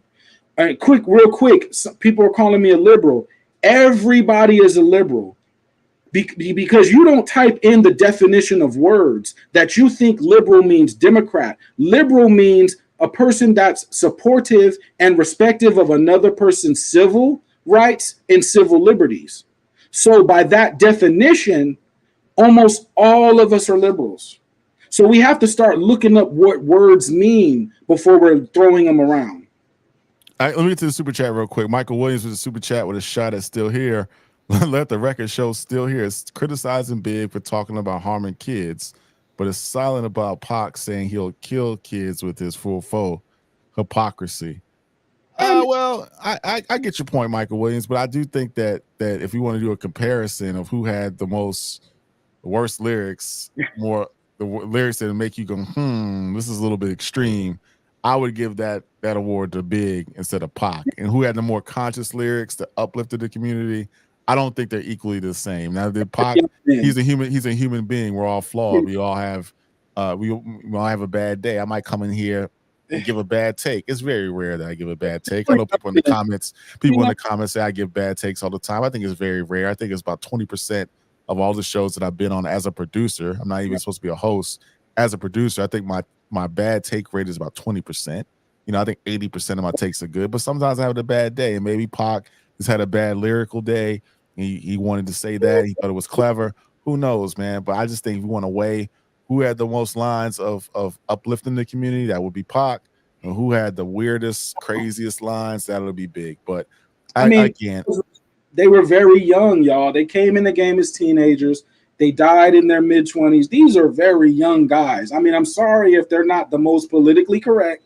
They're very young guys. Now, if you got somebody who's in their 40s talking crazy, that's a different situation. Now you got somebody that knows what they're doing and is choosing to talk crazy. But somebody who's in their teenagers or in their early 20s that are trying to make these huge platinum selling albums, they're not the most responsible young guys. None of us were. Who was really talking the most respectful? I want to open the phone lines up, but I want to say this. You know, we have two presidential candidates. One presidential candidate was on a hip hop album. If you go to Method Man, to Cal, 2000 Judgment Day, he was actually on that record. So one candidate was on a record, that Donald Trump was on a hip hop record. And then we got another candidate that says they were, you know, listening to Tupac in 1986 in college. But that's it. And Snoop Dogg. So I don't know. I don't know if Pac was making records in 1986 or Snoop was making records in 86. John Gotti too. We look John Gotti. But I do know that Trump was on a Method Man record. But I digress. Diego 96 with a super chat says, can I say this without getting demonetized? Trump is owned by the Massimo black nobility, fam. All right, well, yeah, send me the links. I'm gonna check it out and see.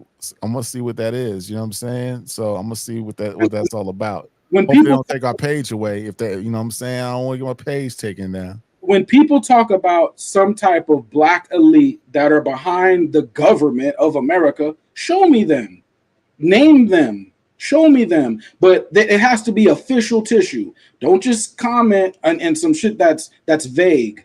Because when we talk about the control of the American government, I can show you some people that's running things, and they're not brothers. They're not black people. So wherever you're getting that from, show me this black group that makes decisions for America that is over the white elite. Show me.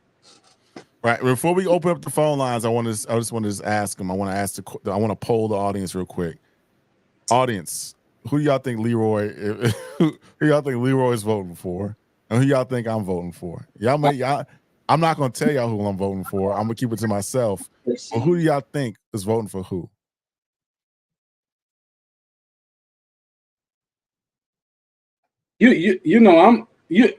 I gotta stick with my sister again. However you look at it, right? A vote for Kamala doesn't always mean I'm a Kamala fan. A vote for Kamala could mean this is the person I'd rather have a political debate with, because I'd rather have a debate with someone who I feel has the capacity to understand what I'm saying.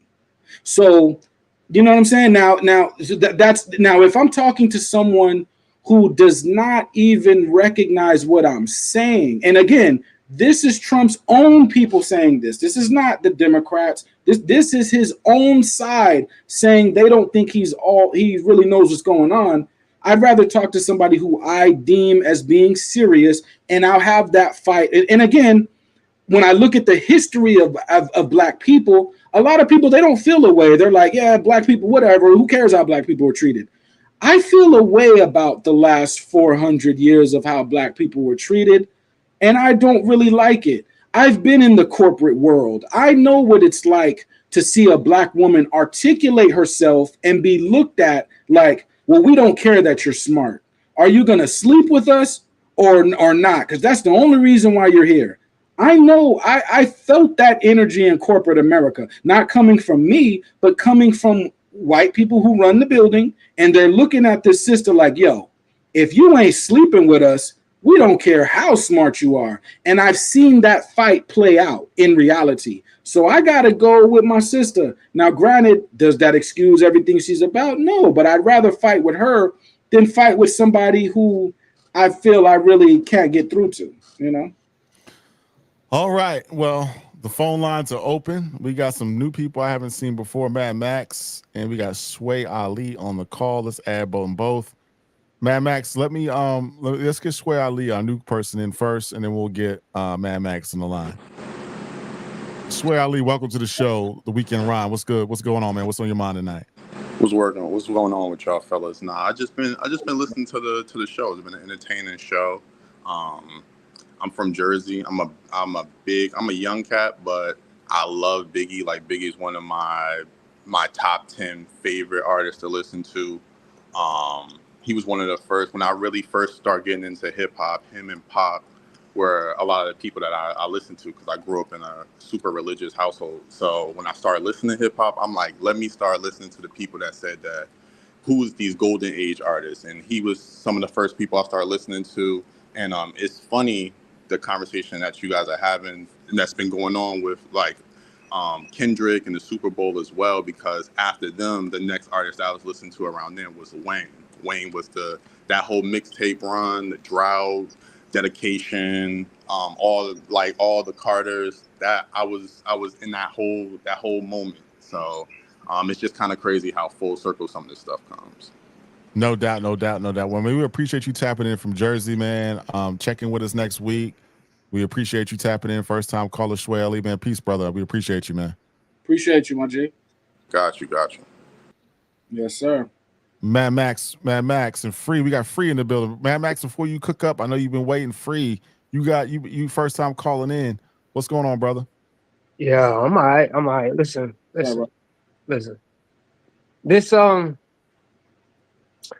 it's so much, I don't know where to start, but at the same time, this is the same thing, man. The Kamala Trump and the Drake Kendrick, it's kind of the same thing. Not in the sense that they're literally the same people or the same character, but they're both the same, playing the same roles, right? So on its surface, you would think who's more powerful, Trump or Kamala, right? In theory, it's supposed to be Trump, right? He has the money. She's a prosecutor, wasn't even really elected yet. But in reality, right? It doesn't feel that way, right? It doesn't really feel that way. Like Trump is this powerful figure right now. He's got all these cases, all this things being said about him. It doesn't really feel that way. It feels the opposite, because even if she herself is not individually powerful, who she represents is significantly more powerful than Trump. Now, who is that? Not to say that they're representing, we'll get to that. Not to say that they're representing completely different things. It's, I'm not saying you can vote for anybody. She represents the Black Congressional Congress, which is made up of a group of predominantly Black people. No, she doesn't. She represents the people that pay for her campaign in order to be a politician at all. Who paid for that? At all. The same people that pay for everything in the political parties, the same the same donors, bro. And you know what they are? Okay. They're the people that own the banks, they own the land, they own the factories. Those are the people. Those are the people. We should just say, well, since they've been owning it, let's just not fight at all. Let's just give it to another white guy.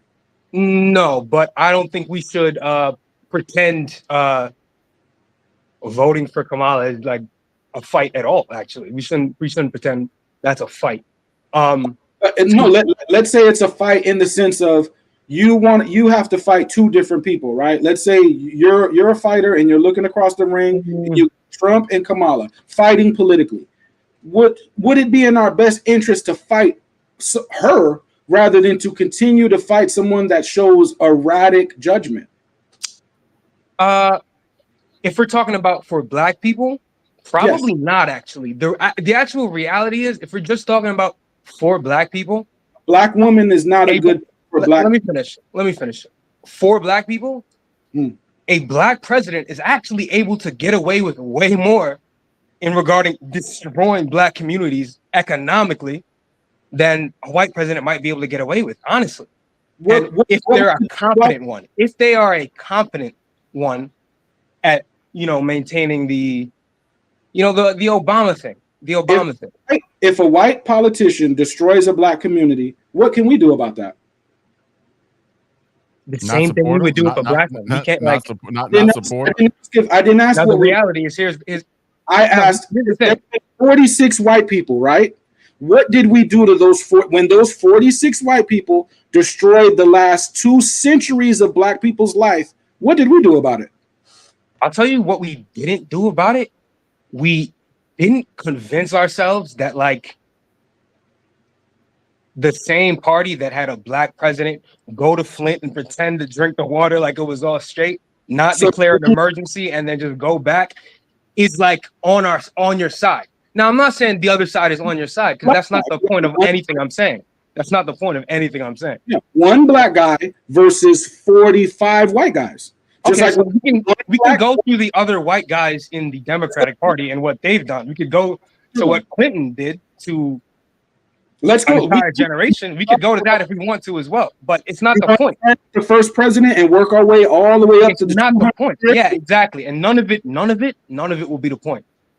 My actual point, hold on, Leroy. My actual point is that these two figures, the reason the parallels are in Drake and Kendrick is because people have it in their heads. Like the very reason this song came out, actually, the real reason this song came out is twofold. It's one, to distract from the backlash of the Super Bowl announcement, because for the first time in a really, really long time for him, people were talking about him in a non-positive way. Like, that's number one. To change that conversation, it's a Meet the Grams kind of track. It's to change that conversation. That even sounds like Meet the Grams.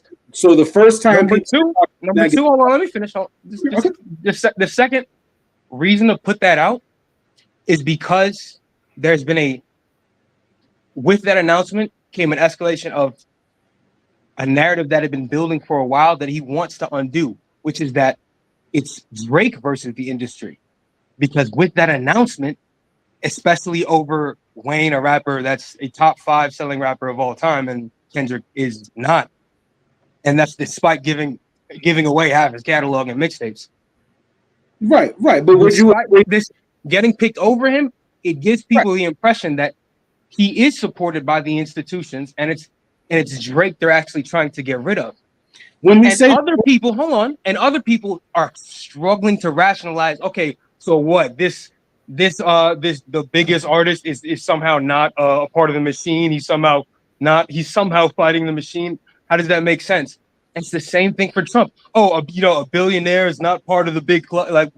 Like, what do you mean he's not a part? No. The truth is, Trump is and was a powerful figure, but is clearly disliked by much more powerful figures. And it's the same thing for Drake. What I'm hearing people say is that record labels and the government are the same thing. Absolutely not. Who said that? No, Who said that at all? Because you said Kendrick was backed by a machine. So a machine. No. I said institutions. I said institutions. Again. Institution. Sorry. So you make an institution sound almost like it's the government. There's no wrong answer here. No. I actually don't. But I will get to the connection to the institution and the government. We can get to that too. Every rapper that has a record label attached to the backs of their albums, they are also a part of institution. Facts. But let me explain this part, because I think actually the first rapper ever headlining a Super Bowl, being a conscious rapper, I think that needs some examination. Actually, I think it requires a second look if your conscious rapper is performing at the Super Bowl. So, but Let's get to the connection between the institutions and the government, because what they are connected by is the class of people that make them up, which is the professional managerial class. And you know why? And you know why the connection is between Kamala and Kendrick? Because guess what? That's who that nigga makes music for the past 10 years. That's who that nigga actually makes music for. So you're saying Jimmy we're naming, so Dr. Like, name them, Dr. Dre. We're not talking about individuals, Leroy. We're not talking about individuals. I need their name. Before we go to Mad Max, you've been waiting patiently. Mad Max, what's on your mind, brother? I was letting them cook. I like what Free was talking about. I like Mad Max. Would we have these same questions if Future was doing it? Would we have the same concerns that we have with Kendrick? Because if you're saying this is the first guy, why do we have so many concerns about the first conscious guy? Again, we have the first rapper, period. It's the first rapper. We didn't have concerns about the 46 white guys, but we had a lot of concern about the first black guy. Well, we're not. That's not what we're concerned about. Actually, we're concerned about what is it about this message that you talked about, this message that you claim he represents, that everybody else has a problem with, except Interscope and the NFL. Everybody else, not and everybody else is academics, Coop, and like a couple niggas in the chat. But Interscope, Jimmy Iovine was raised. Interscope is on board for that message. Is like this conscious message. Interscope is totally down for it enough to make him the number one priority at the label right now, right? What if they believe in Jesus Christ? So their connection with Jesus Christ. What if they believe in the same thing? Could that be a reason why I believe in Jesus, you believe in Jesus, and you also shut down the summer with one of the biggest songs of the year. So you do the I also think a big part of it too is like unpacking what is Kendrick actually as an artist. Like, what is he as a hip hop artist? I think a lot of people put a lot of labels on him that aren't actually what he is. He's not Che Guevara. He's not Stokely Carmichael. He's woke Eminem, bro. He's not. No, he's not that either. He's woke Eminem, bro. No, not really. He's what I always view Kendrick as is what he always said he was. He was a good kid from a mad city. He's a dude that's from the ghetto. He's from Compton, and he's always just rapped about his perspective of what he's seen from where he's from. That's literally what he is. Anything what we place on him and the accolades that he's gotten, I think for him getting to the heights that he's gotten to, it creates this God complex that he's literally talked about in each one of his albums. He's talked about this God complex that he has, that he's went through. That he's not. I'm not. And he had to come to grips with the fact that he's not, but also too, he's played into the idea that he's a Gemini. That I'm a Gemini as well, and I'm a hypocrite as well. So I think before response. Go ahead. No, I got somebody else on the line. Emperine, you've been holding patiently, man. What's on your mind tonight, brother? Welcome to the weekend rhyme. You're on mute. If you're on mute, if you're talking, Emperine. Yeah, let me test this out because I might have a delay on my stream yard for some reason. No. You sound clear on here, bro. What's good? What's up, bro? All right, all right, yeah, but I got a delay because it's like 6 seconds. So, well, say what you want to say, brother, and then reconnect. Say your thoughts, and then we can reconnect after that. But what's on your mind tonight, brother?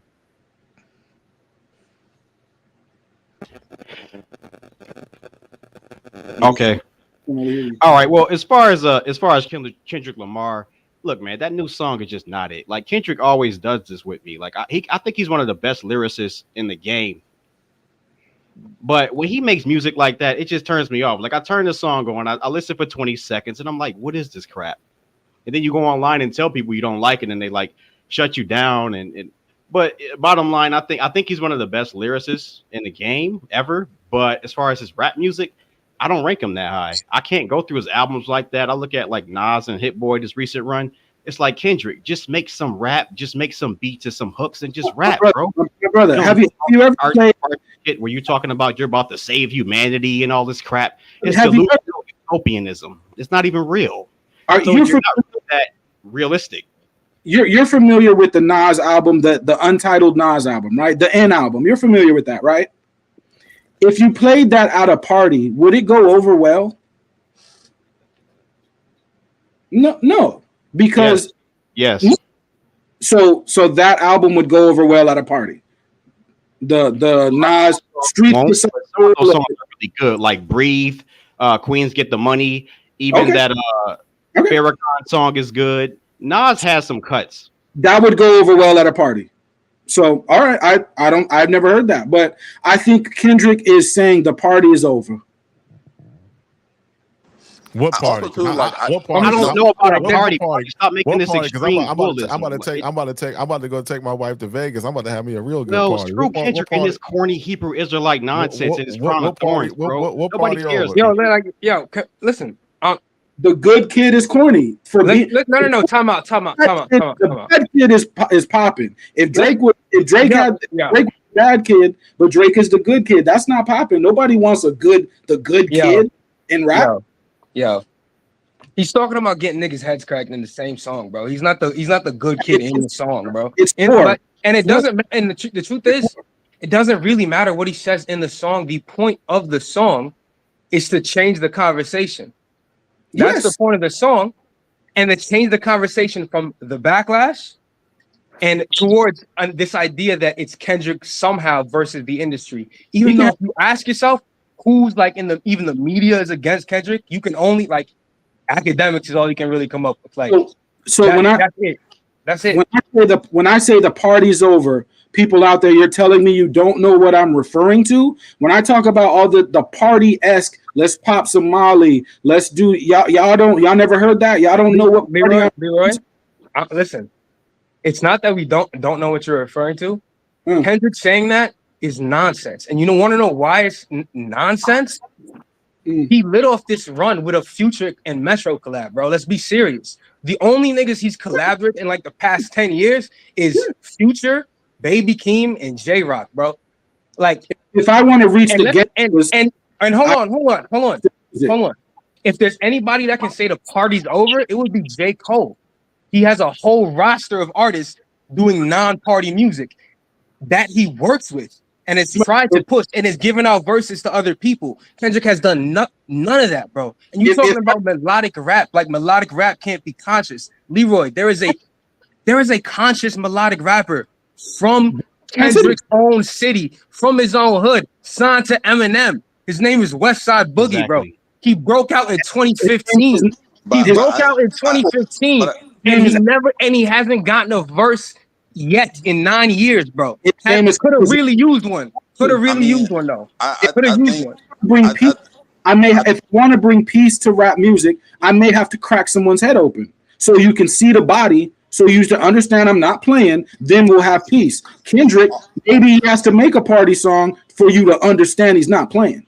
Also, too, I think it's also weird to like place this.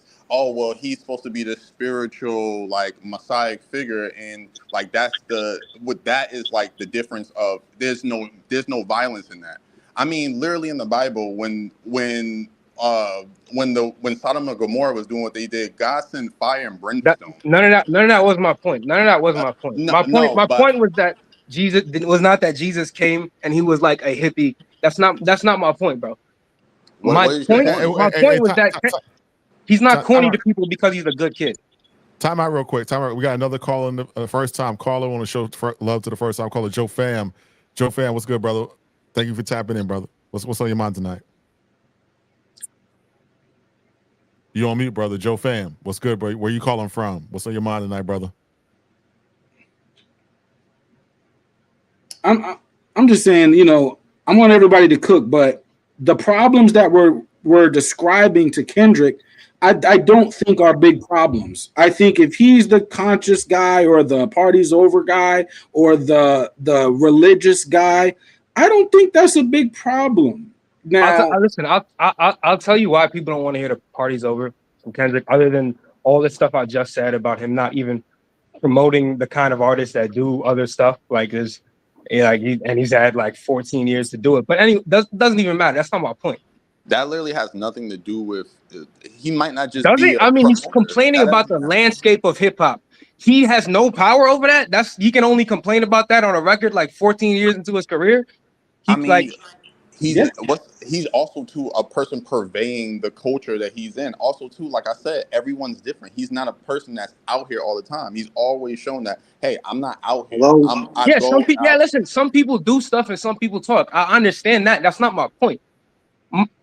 My point is that what people actually are like bothered by when it comes to Kendrick and why even this party's over shit. What people are actually bothered by when it comes to Kendrick and Max will know what I'm talking about as soon as I say it. Actually, and that's what I'm talking about. As soon as I say my bad, Joe fam, Joe fam, turn your audio down, brother. You got a comment to make, brother? You know, I know you called in. Yeah, hello? Yeah, turn your audio down. What's good, brother? Oh, And look, have you ever tried to like yeah, break? I'm calling to congratulate on the show. Thank you. How you doing? Where you calling from, brother? I'm calling from Rhode Island. Okay, shout out to Rhode Island. What's on your mind tonight? Because you got some audio problems. I want to get your point across so we can kind of get the conversation going. What's on your mind tonight, bro? Oh, you hear me better? Yeah, well, yeah. What's on your mind, bro? No, you're breaking up. But look though. Have you ever tried to break up like a gang fight with the youth in a neighborhood, and then everybody looks at you corny? Like, look at this dude trying to break up a fight. Like, you're the corny person because you knew where the fight was going to lead. It was going to lead somebody popping their trunk. That's not why people think he's corny. That's the trunk. You tell them young dudes, chill out. When you go that's back, not why people think he's corny. Stop. This is the music business. Kendrick, make good rap music, Kendrick. but to you, He has a hard time making dope That's rap not music. why. Exactly. Yes, it's not a I good was on the song, same but that's thing. not why people think he's corny, bro. That's not why, especially black people. That's not why black people might think he's corny because he's trying to Well, black make people don't peace think or he's just. corny. Y'all think he's corny. That's I hear you. fine. I hear And you. that's No, I fine, hear but you. don't say black people. I said they might. I don't mean literally everybody. I'm saying Leroy. That's who Leroy's talking to, right? Like in this moment, that's who he's referring to. Like black people that might feel that way. Now, but that makes you corny. If you know what I'm talking about, like the peace guy, the guy who's going through the neighborhood. Hey, let's have peace. It's not the issue. Listen, the corny. Listen, Kendrick has never been the Currency's peace a guy, really though. peaceful dude, bro. Currency's a really peaceful dude. People don't hate Currency. Wait, there's a lot of peaceful rappers. There's a lot of peaceful rappers, nigga. Let me That's do this. not the point. Let me moderate a little bit. Let me moderate. I want to make sure everyone's Right. heard. Good point about Currency, bro. We have a clear conversation. Hold on. Time out. I need a button on here. Time out. I want to make sure we have a clear, cohesive conversation. So I want to make sure everyone has their time to speak. If someone alludes to one body on the panel, then you can respond. But let's go. Emperine, what's your thoughts, man? Let's go around real quick, and then we'll go to Sway Ali, then Free, then Mad Max, and Leroy. You kind of respond to the whole gauntlet. So just hold your thoughts, Leroy. Don't combust real quick. Let them go through the gauntlet real quick, and let's get to you at the end. Let's go in line. So Emperine, what's your thoughts real quick, and then we'll go to Sway Ali, Free, then Mad Max, and we'll go to Leroy to kind of answer all these points real quick. So go, Emperine. What's your thoughts, bro? All right. I mean, look, I pretty much said everything I had to say about Kendrick. I think he's a very dope lyricist. I think his material from the first half of his career is a lot of his verses were very exceptional, and I put him in the top 5 lyricists of all time, in my opinion. But I've always had a problem with his music, and a lot of his messaging in the later half of his career is just too much. The more I got educated, the more I seen it as just not that deep. But he is a complex lyricist. He has technical flow. He rhymes well, but he doesn't use bars a lot. And that's why a lot of people were saying that Drake won with the bars, and people didn't want to see that part. Other than that, I have a problem with this woke, because he is part of this woke stuff. And that LG, I don't want to say too much. But I've seen rappers over the past 4 years with this Democrat Party coming down on us with all this authoritarianism. And none of these rappers said anything, especially Kendrick, who's supposed to be the savior. These Democrats were trying to oppress us with that stuff and telling us to stay in our house and telling us to do this and that. And they telling us, but I don't hear any rappers say anything, especially Kendrick, because he's a part of them. So Kendrick and Kamala and even AZ, the camel guy, could go, screw themselves, especially with this rap civil war and this little Wayne ordeal. But I'll leave it there. No doubt, Emperor. We appreciate it. Swali, what's your thoughts, brother? Yeah, like I said, I'll continue to say I've never viewed Kendrick as my biggest thing with Kendrick is that I appreciate the fact that he's the most successful introspective rapper we've seen. That's basically his base. He's probably one of the most popular introspective. Even Nas, I don't think Nas was as introspective as Kendrick has been to talk deeply about some of the wounds and trauma and stuff he's endured in the communities that he's from. And that's why I always respect him. As far as his politics, literally, to me, I was never the biggest fan of his politics necessarily. Like, because to me, he doesn't give real structural analysis on the problems. It's just more of like very, I wouldn't say necessarily surface level, but it doesn't go as deep as I feel like he could go or probably wants to go. But this idea of him talking about having acceptance for his trans auntie and having acceptance for his trans cousin is some type of, oh well, he's a part of the Democratic uh, conglomerate or something like that. Is just nonsense. It's nonsense. It's literally him just talking about him fighting the conflict he had with being religious and accepting a family member that's a part of the LGBT community. That's, like I said, that's literally what it is. There's no greater plan than that. For me, with what's going on too, as far as like if we're even having conversations about the Super Bowl, there's a lot of stuff that goes into the Super Bowl. Like literally to be a performer on the Super Bowl, there's a lot that goes into not just Jay-Z picking them, but the people signing off on it. I love Wayne. I grew up on Wayne, and I feel like he is an amazing artist. He's always been an amazing artist. Wayne has had health issues. Wayne has had drug problems, and Wayne has a reputation, as much as we don't want to talk about it, as not always being the greatest performer. I love Wayne. I think he's awesome. But if we're talking about Kendrick in the year that he just had, literally one of the most literally one of the most craziest years a rapper has had in recent history. In recent history, he's had one of the biggest years. It makes sense. Hello. And also on that, he's an awesome performer. Not just a decent performer. He's one of the best performers that we have in the game right now. And he's one of the most popular artists that we have in the game right now. And this is the last thing I will say. All this talk about, oh, well, Kendrick doesn't do this.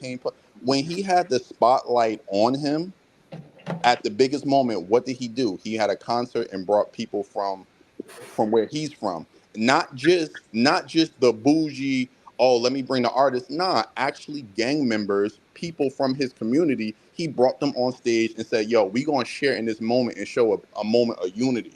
I just don't get how that gets confused and conflated into, oh, Kendrick don't do this and that. Like when he has the moments to speak on stuff, when he has the spotlight on him, he's talking about issues that matter. We can have a conversation about how we feel about what the contents of what he's saying. But to me, I give credit to the fact that even when the lights are on him, he's saying, yo, I'm gonna talk about some real stuff. Nah, I ain't talking about no party stuff. I'm talking about real issues when I have the light on me. And that's No, commendable to me. no doubt, no doubt. Free. What's your thoughts, brother? All right, so Leroy, Leroy, Leroy, you got a lot to remember, bro. You got a lot to remember. yeah, So free. What's your thoughts, brother? yeah, Leroy, when you said everybody's kind of a liberal, there's some truth to that. But here's the thing: what people mean when they say you are a liberal, what they mean is they're referring to a liberal like idealism. They're referring to putting ideas over material reality. And how do we determine like ideas? It's through the things people are saying. So that's why the person that just talked before me, they're talking all about what Kendrick says. What Kendrick says. And Leroy talks about what Kendrick represents, Okay. not what the nigga actually does. All right. But I'll tell you why there's a connection between Kendrick and the institutions that are staffed my liberal professional people, because you have to graduate at college to go there, and most people come out of there a little bit liberal. In grade school too, they come out of grade school liberal too. I'm referring to liberal in the idealist sense, but either way, yes and no. The point is, elementary school liberal. yes, maybe, yeah, actually, yes. Yeah, You leave and then you go to college, and thankfully you're able to get a job and continue if you're a professional.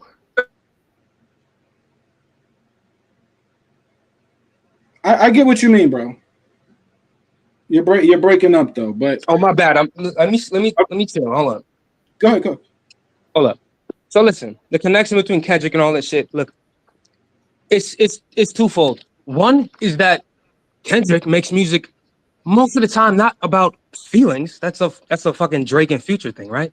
He makes songs about ideas like values, fear, love, loyalty, ideas, abstractions, right? The second thing that they love about Kendrick and the source of all the glazing like that he gets from the critics, the journalists, the institutions, it's from the fact that for professionals and most upper class people, their idea of being black is getting your fucking ass kicked. Their idea of being black is trauma. It's actually his emphasis on how bad it is to be black that they like about the nigga. That's actually what they like about the nigga. Because for professional black people who are a little more upper class and for upper class white people in general, that's their idea of what being black is. Professionals, they feel guilty about what they're not, about what they might not be suffering with as black people. They feel guilty about that. And they project blackness itself onto that shit. So the reason people don't want to hear this nigga say, oh, the party's over is because, listen, we've had how many conscious rappers talk about, oh, y'all got to stop with all this party music. Y'all got to stop with all this party music. Listen, that's complete nonsense. Listen, you make songs about life, bro. Like about life. If you want to prove to us that there's more shit out there that's better, you have to make it. I don't want to hear songs where you complain about rap. I want you to make the songs that other people can't make and have us go, oh my God, why didn't somebody else make this? That's what Kanye did, man. Again, like people don't want to hear that in 2024. How many complaining conscious rappers that we had who are really just hiding the fact that they slick hating type shit? Like most might be slick hating on Jay at one point or another. Oh, I got you, Leroy, right? But listen, just like that, they kind of hide it behind, oh, I actually just don't like the field of rap. I don't like that this isn't more popular than this. How about you make better music than the negative shit? Go make better music than the negative shit. Or go help a positive nigga. What are you making songs complaining for? What's wrong? But there's no reason for me to even say that because that wasn't the point of the song. It was just to change the conversation and make it seem like it's Kendrick versus the industry, but it's not, bro. It's not. It's kind of you're free. That was some cogent points right there, brother. Mad Max, before Leroy cooks up, Mad Max, you've been mighty silent tonight, man. You ain't said nothing. You've been lurking in the back in the shadows. Normally, I can't get you to stop talking, but tonight you ain't said a word. What's good, brother? What's on your mind? What's on your heart? What you thinking, brother? Yo, like Stillhead said, this is a good panel. Oh, Free, you really cooking, my boy. You really cooking right now. I got you. Oh, I said really cook. You know I hate Kendrick, and I hate Kendrick because he's a social construct. A social construct. You know what I'm talking about, bro. I know you already know what I'm saying, bro. Stop it. Like, listen, man. Yeah, and another time we can get into the lyrical shit too. We can get into that. He raps about black people going through problems. Yes, I agree. No, but here's what I think Free is really trying to get at. And he raps about overcoming the problem. Well, this is what I think Free's really trying to get at is that Kendrick is a social construct, and a social construct is an idea that people make that is not reality. That's why he's never around. It would Kendrick, ruin our idea of him. That's why he can't do interviews. It would ruin our idea of him. That's why he has to be vague in all the lyrics. If he gets specific, you might realize you don't agree with the nigga. Like this, that's how it goes. you know why high-selling artists are vague? You know why people that sell millions of records are vague? Well, I get why they're vague. They want to sell the records. They don't want to because they've compromised their message for music industry success. I mean, they make songs pretending that they're not doing that, and it's actually, yo, it's y'all that are doing that. Yo, it's you. Yo, it's Jake that's doing that. Right? What I'll say about like Kendrick, right? And like I said, he's a social construct. His fans are worse than him as the artist. That's what people don't really understand. Correct. I don't think people have really that big of a deal with Kendrick, but it's his fan base. They gassed him. And a lot of his fan base are snobs. They put this dude on a pedestal. They idolize him like he's a Christ figure. That's why people who come against Kendrick say he promoting Christ figure stuff, because his fans idolize him as a Christ figure. They act like if you don't like Kendrick, then you like. There's people on the internet will tell you if you don't like Kendrick, you must want to shake your ass or want to listen to Little Pump or stuff like that. Or you hate music with a substance because you don't want to hear that nigga rap like Inspector Gadget. Or you hate music with substance. Yada, yada. That is literally corny. Kendrick is not. He's not the biblical figure to tell you and make anything that if you don't like his stuff, then you're in the wrong. And that's the problem with Drake versus Kendrick and this social. Drake and Kendrick are two sides on the same coin. They are the Democrats and the Republicans. That's all they are. Exactly, Mad Max. What you think? Kendrick, they're a bunch of anime white boys. Exactly. Yeah. Kendrick's a bad show. He's just a bad show, man. What you think Kendrick represents and what Drake is supposed to represent? They both represent the same thing. In the end of the day, they're both part of the industry. Exactly. Those are brands. Those are brands. They represent the ambitions of artists. They represent the ambitions of black artists. That's really what they represent. They want to be successful in this shit, bro. Like it's not like because you're giving me very vague responses to vagueness. So it's not very specific as to what you're saying. Let me be more specific. Let me know when you're finished. And if Kendrick's fans are the problem, that's not Kendrick's fault. But specifically, what is Kendrick guilty of that is doing harm to our culture? Well, he's guilty of watering down a lot of things in the culture, because this one thing, and I'm gonna speak to the actual music. I'm not gonna talk about Kendrick, putting us to sleep. There's that, but I'm not gonna talk about Kendrick's spiritual beliefs right now or anything about that. What I see from Kendrick is that he likes to wait, right, for the people or the artists per se that are in the mainstream to make something hot in a wave, and he'll wait for him to go out there and fake bite it, and then act like he's some creative genius. Max, what artist is not strategic? Name one. But Leroy, stop it. Because you're a Jay-Z fan. You're a Jay-Z fan, and you argue this. You argue people in the chat all the time when they get at Jay for that. What artist? Hey, Leroy. I'll put it in a way that would appeal to you, since you're you're a rapper by trade and you really care about lyrics, particularly. You really care about lyrics and shit, right?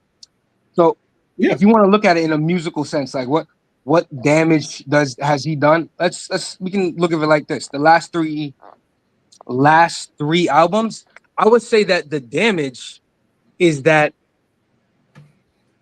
we've come to mistake and get accustomed to theatrics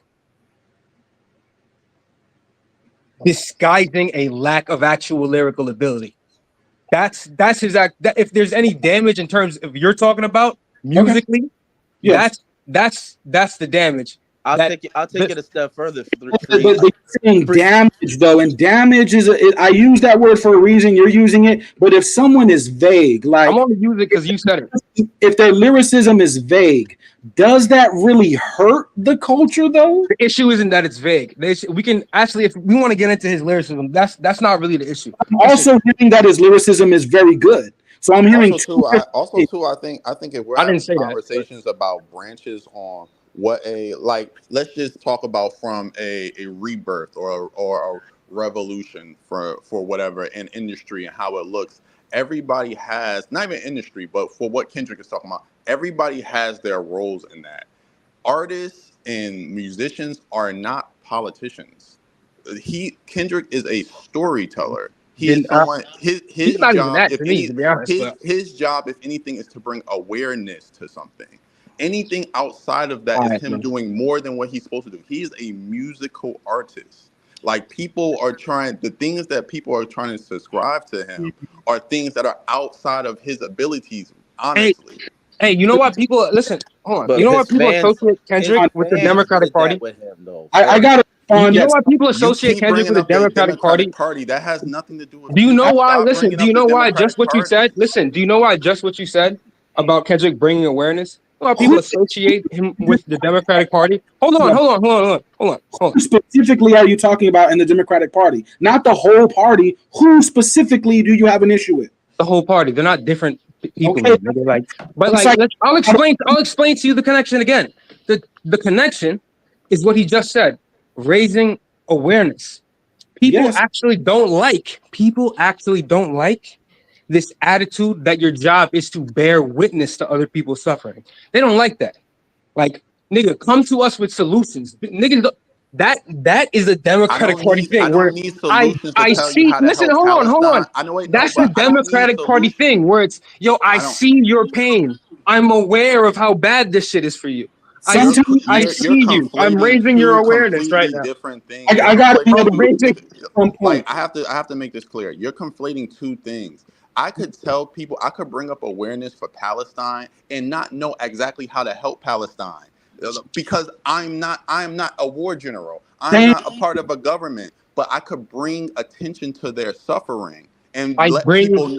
And by bringing attention to their suffering, someone else that's more equipped than I am can go out and help them. You want to know the difference between bringing awareness for what he's doing in Palestine, something he's never ever taken a stance on? That's is that fine, bro. Listen to me. I'm still talking, bro. Listen, is that taking a stance on Palestine would actually come with some political risk. It's an actual political stance. If your political stance is just, yo, you know what? Actually being gay is like cool, bro. Yo, being trans, that's cool, bro. Yo, taking the vaccine, that's cool, bro. There's not a political risk taken even once. Wait, hold up. We have to be completely honest. Standing up for your trans cousin and your trans auntie in hip hop, it's not jeopardized. It's not a political risk. No, not at all. That is really not. I'm not talking about financially, you will not be damaged by anybody. That's what I'm talking about. No, let me say this. That's what I'm talking about. I'm not just talking about a political risk. I'm talking about a cultural risk. The people, let's be honest about the culture that we're in. Obviously, in what we've grown up, we're socially programmed to be transphobic and homophobic. A lot of us. We're not. No. I gotta push back on that. I gotta push back. Bro, listen, the conversation is proving that there's a connection between these two topics. Just so y'all know.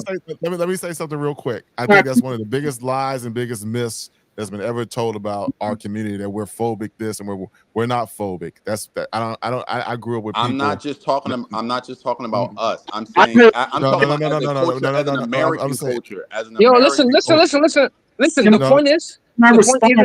point isn't that whether there might be a cultural risk to his community. The point is all of the institutions are on the same page about that. That's the actual point. And that's where he gets the institutional support. But when you're in a specific culture, I want to see him take a stance on something that isn't supported by every institution, like every Okay, fucking, like that's every all major great. institution. I want to see that. Leroy needs to respond. Leroy needs to respond because he hasn't responded. Leroy, go ahead. When we talk about a phobia, we are all men and we've hung around other straight men. Now I think we're lying to ourselves when it comes upon a conversation about homosexuality. There is a certain attitude among straight men, and I think we got to keep it a buck. Now let me tell you why. I have a cousin. She's a girl. She likes other girls. Now, this is when she was younger. She's a girl. She likes girls, but that's my cousin. I'm not going to attack my cousin. Now, I've dated women, and sometimes they have a gay friend. I can't attack that person because as a liberal, right, I respect another person's civil rights. That's what makes me liberal. So that's the liberal. Liberal means the understanding of the liberal arts and also a one who respects another person's civil rights. So I have a cousin. She's a girl. She likes other girls. I cannot attack my cousin because first of all, that's my family. So if accepting her makes me a villain or makes me that's not the issue. That's not the issue, bro. That's not I got with my cousin. That's my blood. That's not. It doesn't mean that makes me a villain. Can I go? I don't really finish my point. All of the topics, all of those topics are not actually that relevant to people's everyday lives and most people's actual everyday life. They don't spend that. They wouldn't actually spend that much time thinking about it if institutions weren't putting it in their face. And Kendrick is in line with those institutions because he needs something to talk about. Like he needs something to. So what's he going to talk about? The shit that's in the air. You're quite literally just making up an idea of what you think Kendrick is trying to do. When he, like I said, no. Also to clarify what I was saying earlier. It doesn't matter what he's trying to do. I'm telling you what is happening. How many things are not? You can't know what's happening because you don't know Kendrick's creative process. But also, it doesn't matter what his creative process is. That's what I'm talking about. To clarify what Ron was saying earlier, I want to make it 100% clear. I'm not saying that Black people are inherently homophobic. I want to clear that up. What I'm saying is that in society that we grow up in, a lot of it is very homophobic. And if we're being honest about hip hop culture, let's be honest about hip hop culture, it's even more homophobic than a lot of the ways that we grow up because of machismo, because of the way that we have to present with masculinity. That's not really true, bro. That's very true. It's very true. Bro, you can name Lil Nas X all you want, but let's be honest. The history of hip hop has been extremely homophobic. Hold on, let me just say this. That's okay because I understand why. Everybody talk. Let's take one at a time. Let me finish my point. Let me finish my point on this. I understand why it's like that. I get it. I'm not saying anything about it to condemn it, but we have to be real about it. So if that's the culture, a lot of the culture that is in hip hop, for Kendrick to go out on a limb, to me personally, and say something, and to go out on a limb and be very in line, in agreement with his cousin, and talking about accepting his cousin, not only talking about accepting his cousin, but also talking about the conflict he has with his faith in accepting his cousin. That is, to me personally, that's a revolutionary act within hip hop. I'm not talking about politics and the Democratic My point Party. wasn't none of that. My point wasn't none of that. Hold on, Free. Okay, can I go? Can I go? Yeah. I want to respond to that because hip hop had the Brat. You know, it had Little Kim, it had Foxy Brown. To my knowledge, a lot of brothers and sisters accepted all of them willingly. They loved Young M.A. when she popped off too. But I mean, if you want to talk that stuff, you're really talking about it's not the Black community, it's how the Black community views Black men doing that in a certain way. Listen. Kendrick has 100. You can't just my point wasn't. That's not.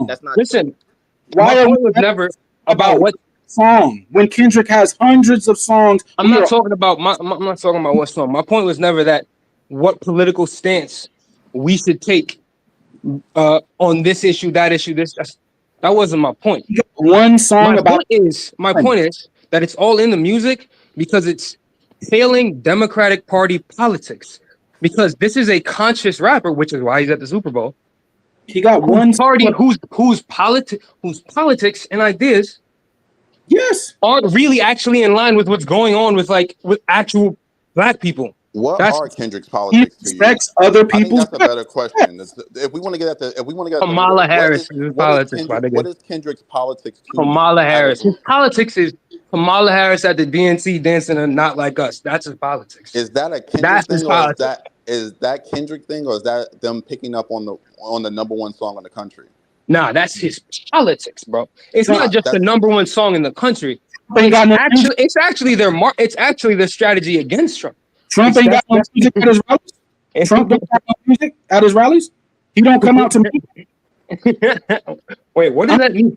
What would that mean? One song. Kendrick made one song. What does that mean? It's not even about Not Like Us. It's not about Auntie Diaries or whatever. My point is that if I say Kendrick Lamar, listen. I'll demonstrate it in a way that's very understandable. I'll demonstrate in a way that's very understandable to all black people. Of the Democrats. Hold on. I'll demonstrate it in a way that's very understandable to all black people. Demonstrate it, and I want Leroy to go because we got to start wrapping up here because Leroy has some other points he needs to make. Okay, yeah, you're right. But please, I'll make it mad quick. You guys know how, say, 20 years ago, woke had a different connotation amongst black people, and how, let's say, 15, 20 years later, woke means something else to people? Kendrick is the conscious rapper based on the latter ideas of woke. The latter ideas of woke. In the sense, Kendrick it has been sanitized of anything that would actually be potentially threatening to any institution. Kendrick which is why you made it to the Super Bowl as a conscious rapper. Kendrick, you're not gonna say something that they'd call a conspiracy theory. You're not gonna do that shit. So that's why you made it. Kendrick is the one that co-opted the word woke to use it against black people. Is that what I said, Leroy? Yes, that's is that a better argument for you to fight? Bro, that's what you just said. You said Kendrick represents the latter definition of woke. So Kendrick is woke by the latter definition. He is the kind of woke that is perfectly adaptable and consumable by the most powerful institutions in the country. Yo, Free. Free? I'll break it. Leroy, I can break that what he's trying to get out. No. Kendrick is a caricature now because used against black people. So it's his fault that he's a caricature now. It's he that to himself. No, that's not what Free's saying. No, Free. Sorry, Leroy, my fault. My fault. Because I know. But what Free's trying to say is, when you look at, I don't want to bring up Nas, but a lot of rappers from that time period, when they said the things they said that were viewed as conscious or Talib Kweli or common, in their time period, it was not profitable to be talking like that. There was a shift around 2014, 2015, especially right after Trayvon. That was a very traumatic event. And then you had the other cast, the one dude in Baltimore. There was the Sandra Bland lady. And then there was another cat that got choked out. I forget his name. The brother's name's losing my mind. I'm losing my mind on that one. But around that time, it was It was but we know the list around that time, and that's when the Black Lives Matter movement came up. That's when, I'm not gonna say that Kendrick hasn't always said certain messaging in his song before that, but it's all very messaging around that time got more popular. Same thing with J. Cole when he made the Love Yours song.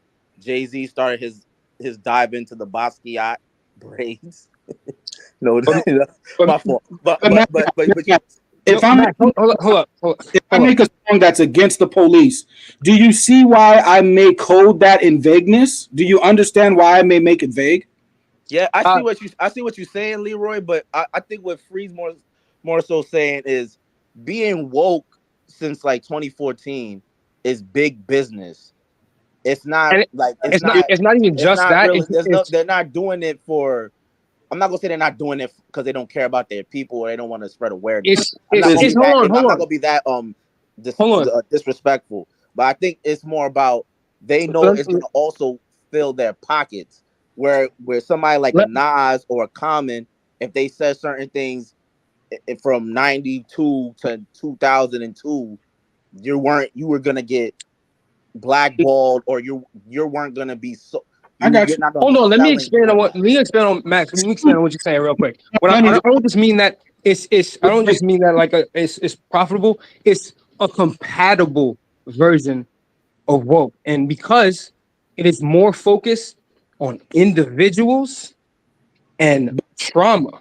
but Because if you get to talking about systems and orchestrated plans or even just the tendencies of systems, you will be labeled a conspiracy theorist and you would not be performing at the Super Bowl or on songs with Taylor Swift, bro. That's just And I all it want, is. That's all it is, bro. I just want to make it clear though. I definitely have empathy for people having an issue with how Black Lives Matter, the corporation, was able to come up on prominence off of the blood and the deaths of young black males. is that There's real trauma behind that. There's real people that have issues with that, and that periperates to today. So I definitely get that. as But a for black me, man?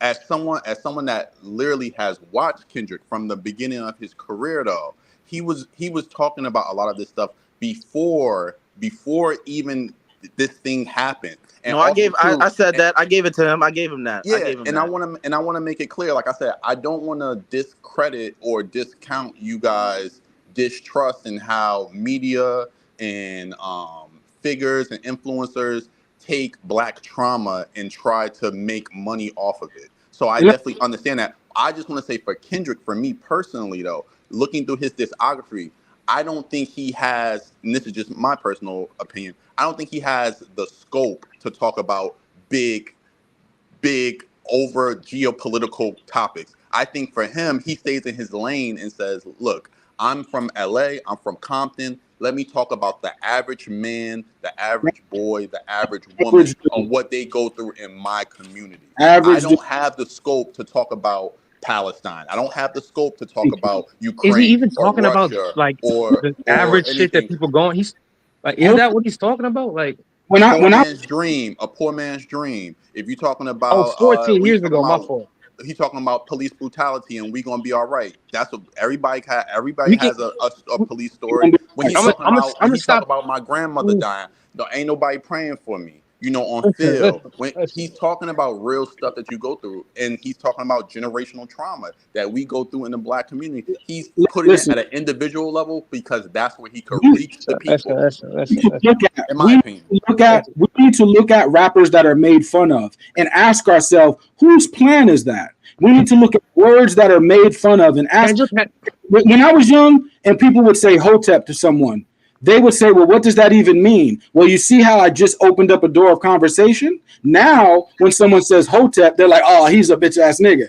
See how now who co-opted that word? Was it us that co-opted that word? Or was it someone else that co-opted that word? So now when someone says hotep, no one asks, well, what does that mean? Why? Because if you knew what it meant, it opens up the door to greater knowledge. But now that you assume it means bitch ass nigga, you don't know when it's just the same thing these were woke if and I don't want to disrespect the dead. If a lot of us were woke, meaning aware, it means to look over both shoulders.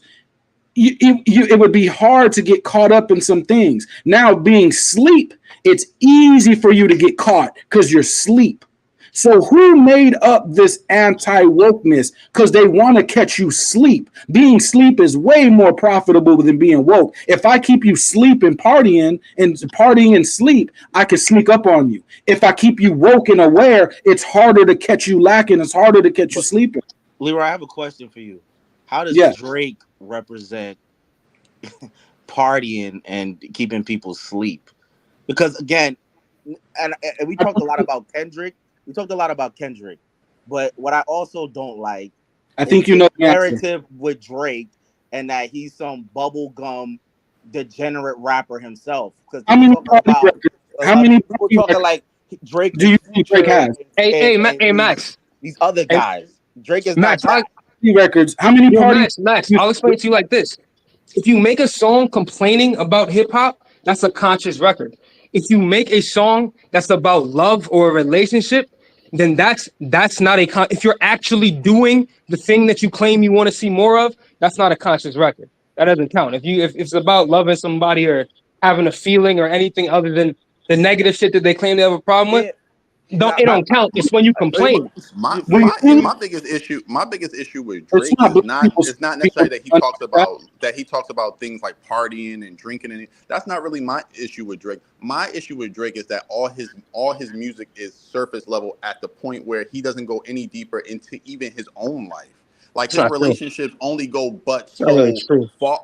No, but when I'm saying that, I'm saying if he's talking about a girl, he's talking about, oh well, you know, I took this girl to the Bahamas and she ruined my trip or whatever. To me, he doesn't talk about the ideas of what is fatherhood to Drake. What does fatherhood look like to Drake? What does community look like to Drake? Like Yeah, these are things that I don't you're need Drake talking to about be.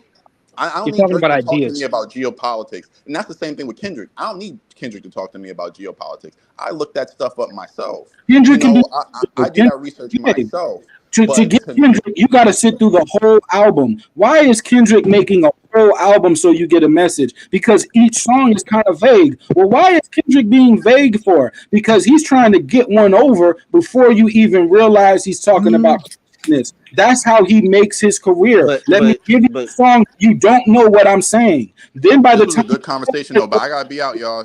This is a great you conversation. already Thank y'all, got it. man. You I already got appreciate it. you tapping in with us, brother. We appreciate you checking on us next week, man. Good Nah, conversation, no man. doubt, no doubt, no doubt. Keep it up, bro. Appreciate you, bro. but my thing is, look, I know people saying in the chat Drake is weak. Look, I've listened to Drake my whole life, right? I've hated him. I loved him. I've hated him again. I've loved him again. Drake is he's a conundrum for people because they don't understand his perspective. And again, you can say this for Kendrick too. A lot of people don't understand these dudes' perspective. You understand their perspective, you can tolerate them to whatever degree you tolerate them. I don't think Drake, you know, is this commercial bubblegum Yeah. all the time with absolutely no substance at all. No, And if you Drake has ups and downs like everybody. Drake has dropped a bunch of songs, so he's not just one thing. And I don't think this particular song is just aimed at Drake. no, You know, Leroy, what I'm saying is because I know you don't think that about Drake. I know that because you expressed that before. So I don't want yeah, to make it. I don't want it to come off like I'm I got saying you saying that about Drake. What I'm saying is when it comes to Drake and more so and Kendrick, they are closer to being in the same realm I than got you. they are farther apart. And people, even including myself, with the Kendrick hate, and I'm very extreme with it. I know I am because I think he's super overrated. But I am to blame with this too. We keep this whole Kendrick is culture, Drake is anti-culture, or if it's the reverse of well, Drake is who he is and he's being his real self, and Kendrick is playing a character. That's my angle with it, right? Or and then vice versa, right? No, I got you. Again, these guys are both part of the same institution. They are both part of the same industry. They are both being Yeah, they are both being used by the same powers. I would So say Kendrick though. I would say Kendrick came out of a gang situation where he was the good kid around J Rock and TDE, and then over time he was watching J Rock. He picked up game. Then he put out some mixtapes. Then he put out an independent album, and he worked his way in that way. I don't think he came in. I think he comes from Compton, where gang activity is prevalent, and he came through that door. So I think it's a little different. But no, I hear you. I want to also say this real quick though, because I'm getting sick of this. He's from Compton and he was raised right. around gangs thing because it's very it's very counterproductive to the community to be like, well, Kendrick's cultured because he's from Compton and he was raised around gangs. That's true. That's not black culture. That's true. And people and black people cannot be mad when other communities look at that like that, and you're sitting up here and your response to why Kendrick is cultured is he's from Compton, he was raised around gangs. That's not productive. You gotta stop. You gotta separate that. Compton, put the gang stuff aside. Compton has had a reputation for a lot of racism.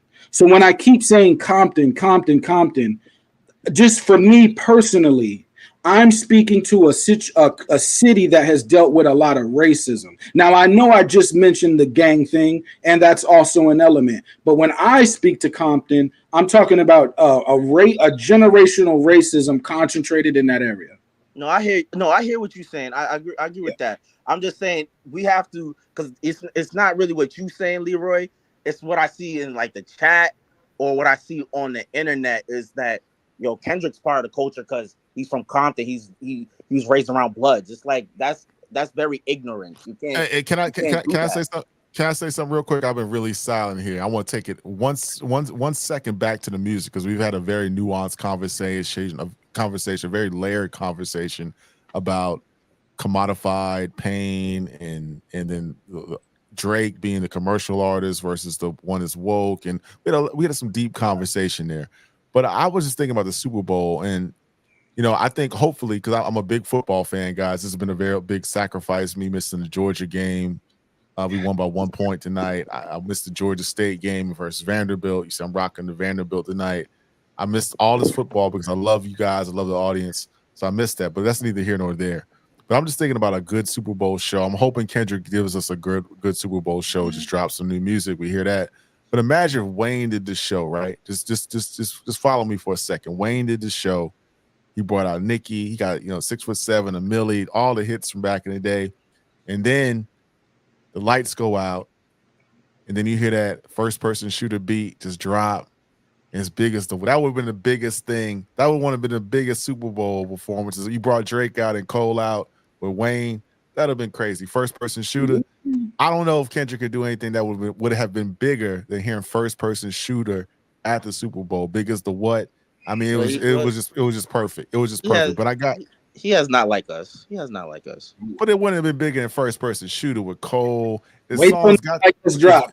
The first person shooter got the work. It has the lyrics Super Bowl in the song. Big as the what? You know what I'm saying? It's just crazy, man. It's crazy, man. I hear you.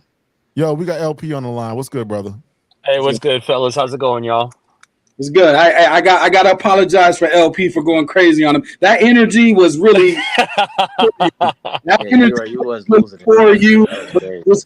Yo, man, that blood pressure was up, boy. Temperature's rising. Yeah. LP, I know you want to. I know you're gonna want the ISO on me, so I already. No, not really, man. I kind of caught in. I see that you guys were live earlier. I'm in Cali, so when I looked at, I'm like, oh shit, they still up. So I kind of caught some of the tail end of Old Boy and all that type of shit.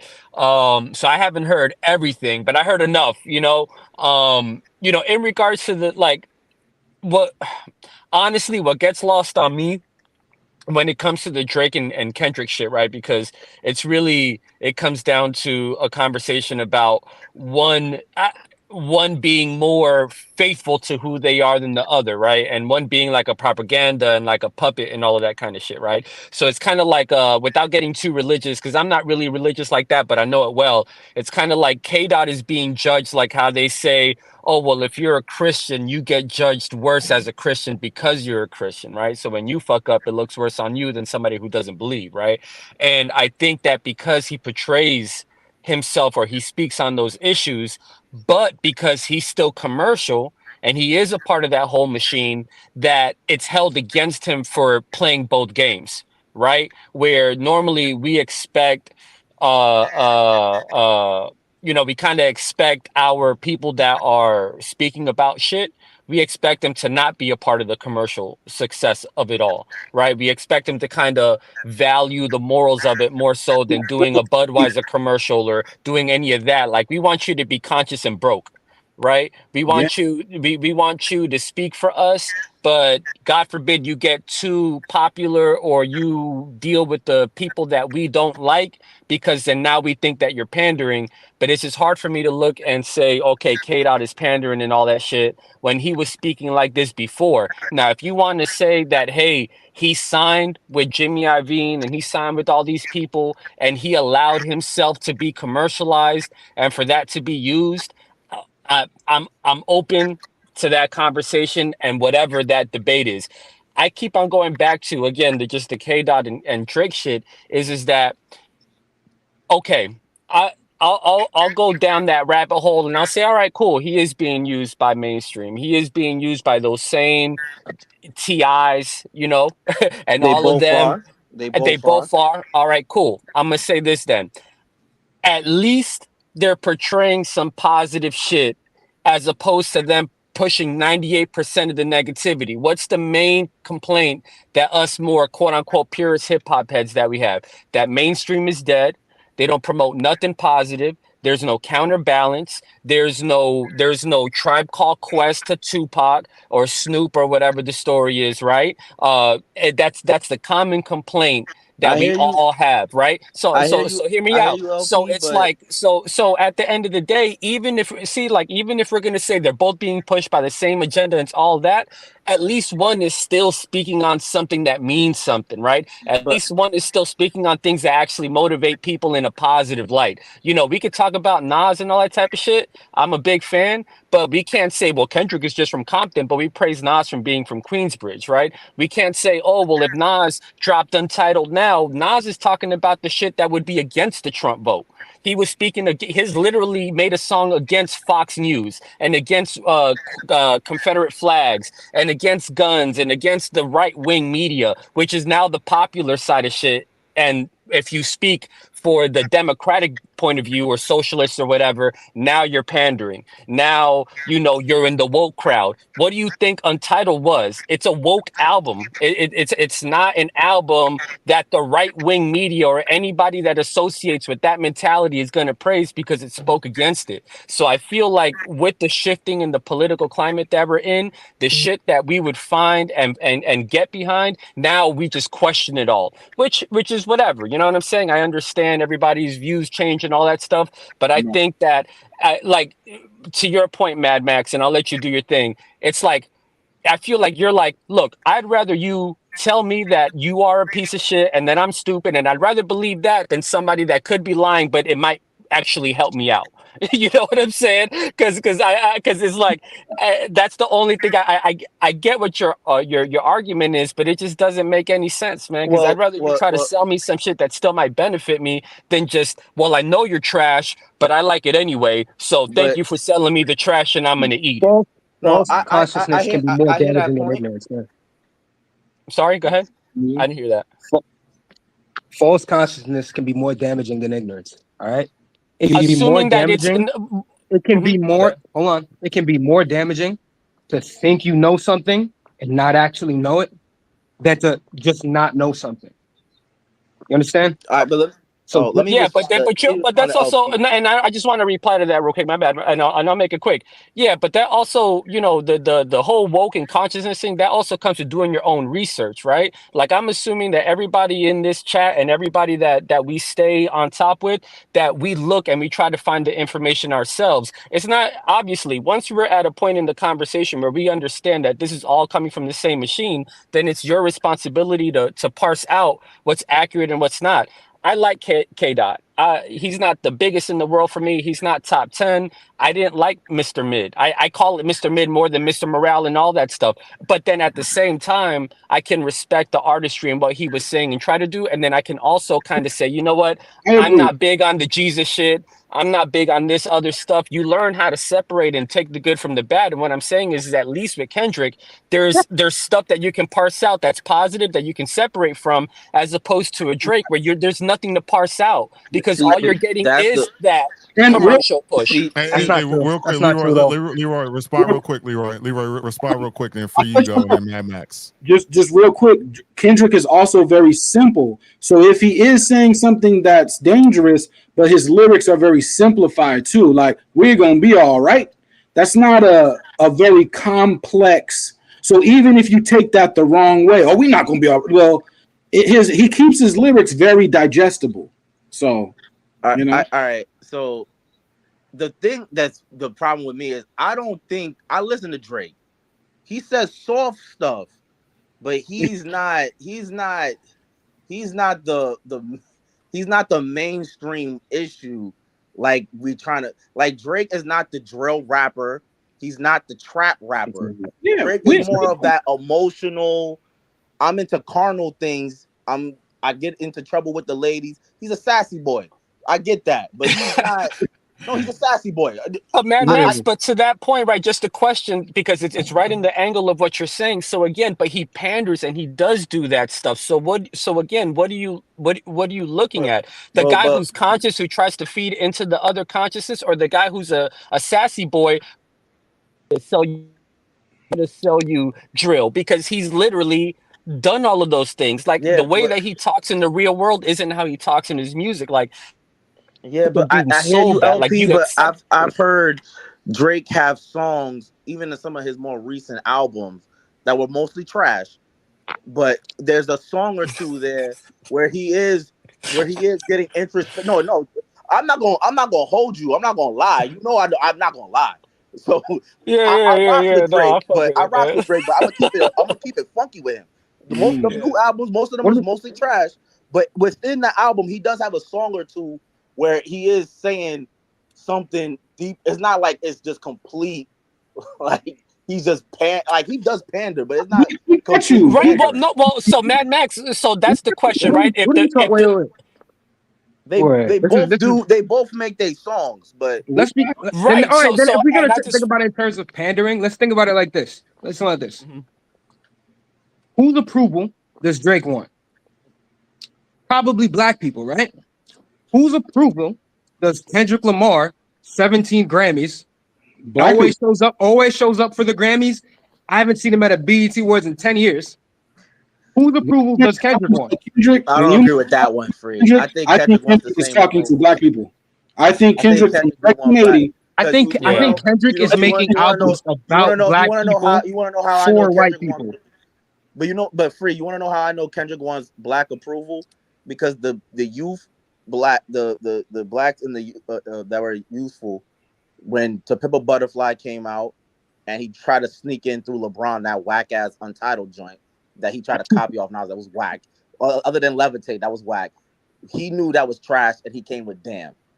Hey, Because Mad Max. That's no, he Bleed wants said to it do was both. He trash. wants to He be came able with to Damn. juggle both and zigzag between Black both. people. Well, the He thing is, wants to free zigzag is between that both. respectfully, there's no way to get to the level that they get to without white people fucking buying your music, right? So That's it's like, fact. That's so, facts. so, so that's the thing about it. So when NWA made Straight Outta Compton, and when they went out to them crowds, and it was hundreds of white people because black people and minorities cannot afford those tickets. They That's facts. they know So that let's get into they the know that their shit. So real quick, same thing with Public Enemy. So again, even if we go back through the ages of the most radical cats that actually blew up on a commercial space, white people pandered to that. and Now I would let argue. me say this though. Let me respond to that. Something. Let me respond to that. To something. I'll go with what Max said. All pander to something. Like Oh. when Ice Cube came out, he was standing next to the Nation of Islam. When DMX came out, he was riding motorcycles with motorcycle gangs. When Kendrick comes out, he's repping the good kid. When Jay comes out, he's Tesla. When Nas comes out, he's representing the thinker. We're all pandering to somebody. Public You're talking Enemy about what made these songs guys. with You're talking about Anthrax. you're talking Remember, about like he brands. made music with heavy metal. Public Enemy made records with heavy metal rock bands. Like They that, know how to do you it. know what I'm They know how to saying? Let's do make it. Okay, let's then. have So we can have a conversation stylistically then. Let's have a conversation stylistically then. An artist is someone who frames their work to it can meet people where they're at. That's an artist. So every artist panders to somebody. Nobody is saying, please don't buy my record when I drop it. Nobody's saying that. Listen, I'll go with what Max said.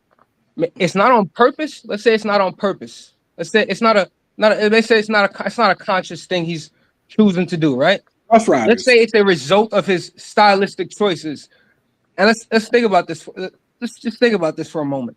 He made a jazz and funk album in 2015, and this is viewed as the most black album ever, right? Jazz, and because it's jazz and funk. It's a journey through black music. If we're just listening to the beats alone, yes. Is it? Let's get into that, because Yes. in 2015, who's the audience for jazz and funk? In 2015, are black people riding around to jazz and funk, or are they listening to hip hop and R&B? Or is it a maybe even That callback is to actually a good point. Yes, maybe even Afro beats? Yes, there are more white people in America that listen to rap than black people. Yes, Exactly. but Kendrick was born in the skin he's born in. He can't help it if white people buy it. Maybe white people like jazz man. maybe white people born a jazz man. Maybe white. See my pushback on that is, and I'm not the biggest fan of To Pimp a Butterfly, and I think that I honestly believe that what happens, and like the more underlying issue, is the hype beast mentality that has propped up Kendrick more than what he is. And like I think he's overly hated and overly praised, and there's somewhere in the middle where it's an actual reality, but it's like, if you like the Drake line, oh, give him a Grammy, he just said a word. Like, I understand that mentality. You know what I'm saying? But think about why they're saying that's the blackest album ever. I don't know that people are saying that. You know what I'm saying? But if they I'm are, talking you know about, what I'm saying? that is the talk around the album, to be honest with you. They talk about it like it's the blackest thing that ever been made, ever. Honestly, that is how they talk about the film Butterfly. No, and I feel you. But the thing is that, again, it's like, I don't look, and again, I'm not the biggest fan of the album like that, but I don't look at it like it's an album that's musically appealing to white people just because white people listen to jazz and funk, when in reality but no, I don't even think it's I think that in his mind he's consciously going back to the 90s style of funk and jazz infused sampling to make that album. And think about the features that he has. There's nothing white fan about Rhapsody. You know what I'm saying? There's nothing. You know, Kendrick's mom and dad. So who do you think he was listening to? I'm talking about his daddy is black. So who do you think he was taking direction? And then I'll say this too. Honestly, what's that say about us? And I'll let you speak. My bad, bro. But what's that say about our community, or just us in general, just in all facets of hip hop and all of that? If it's white people that you have to make that kind of music for, because black people and Hispanics, and we don't want to hear the conscious shit. We don't want to hear the self-empowered shit. Hold on. It's not the conscious. That wasn't the argument. That wasn't the argument. My point was that it's talked about as if it's the blackest thing ever for two reasons. One, because it's heavily influenced by genres that black people aren't really listening to right now. And for two, because it's about black people's problems.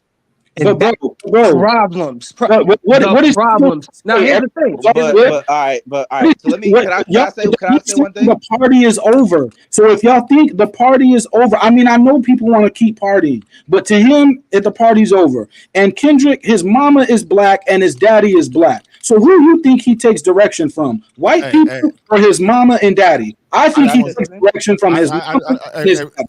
Mad Max, before you go, I want to say the party is not over. I got some reservations in Las Vegas. I'm about to have me a good time. I'm gonna hit the casino, hit that blackjack table. I'm gonna take my wife to a nice dinner. I'm gonna hear some Drake songs in them clubs. You know what I'm saying? I'm gonna have me a good time.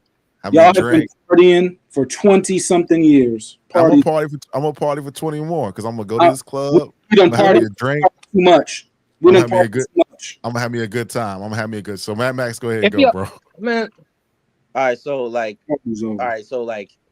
the thing with Kendrick, and I said this a couple weeks ago about Benny the Butcher. I said this also about Joey Badass. Somebody brought up Killer Mike too.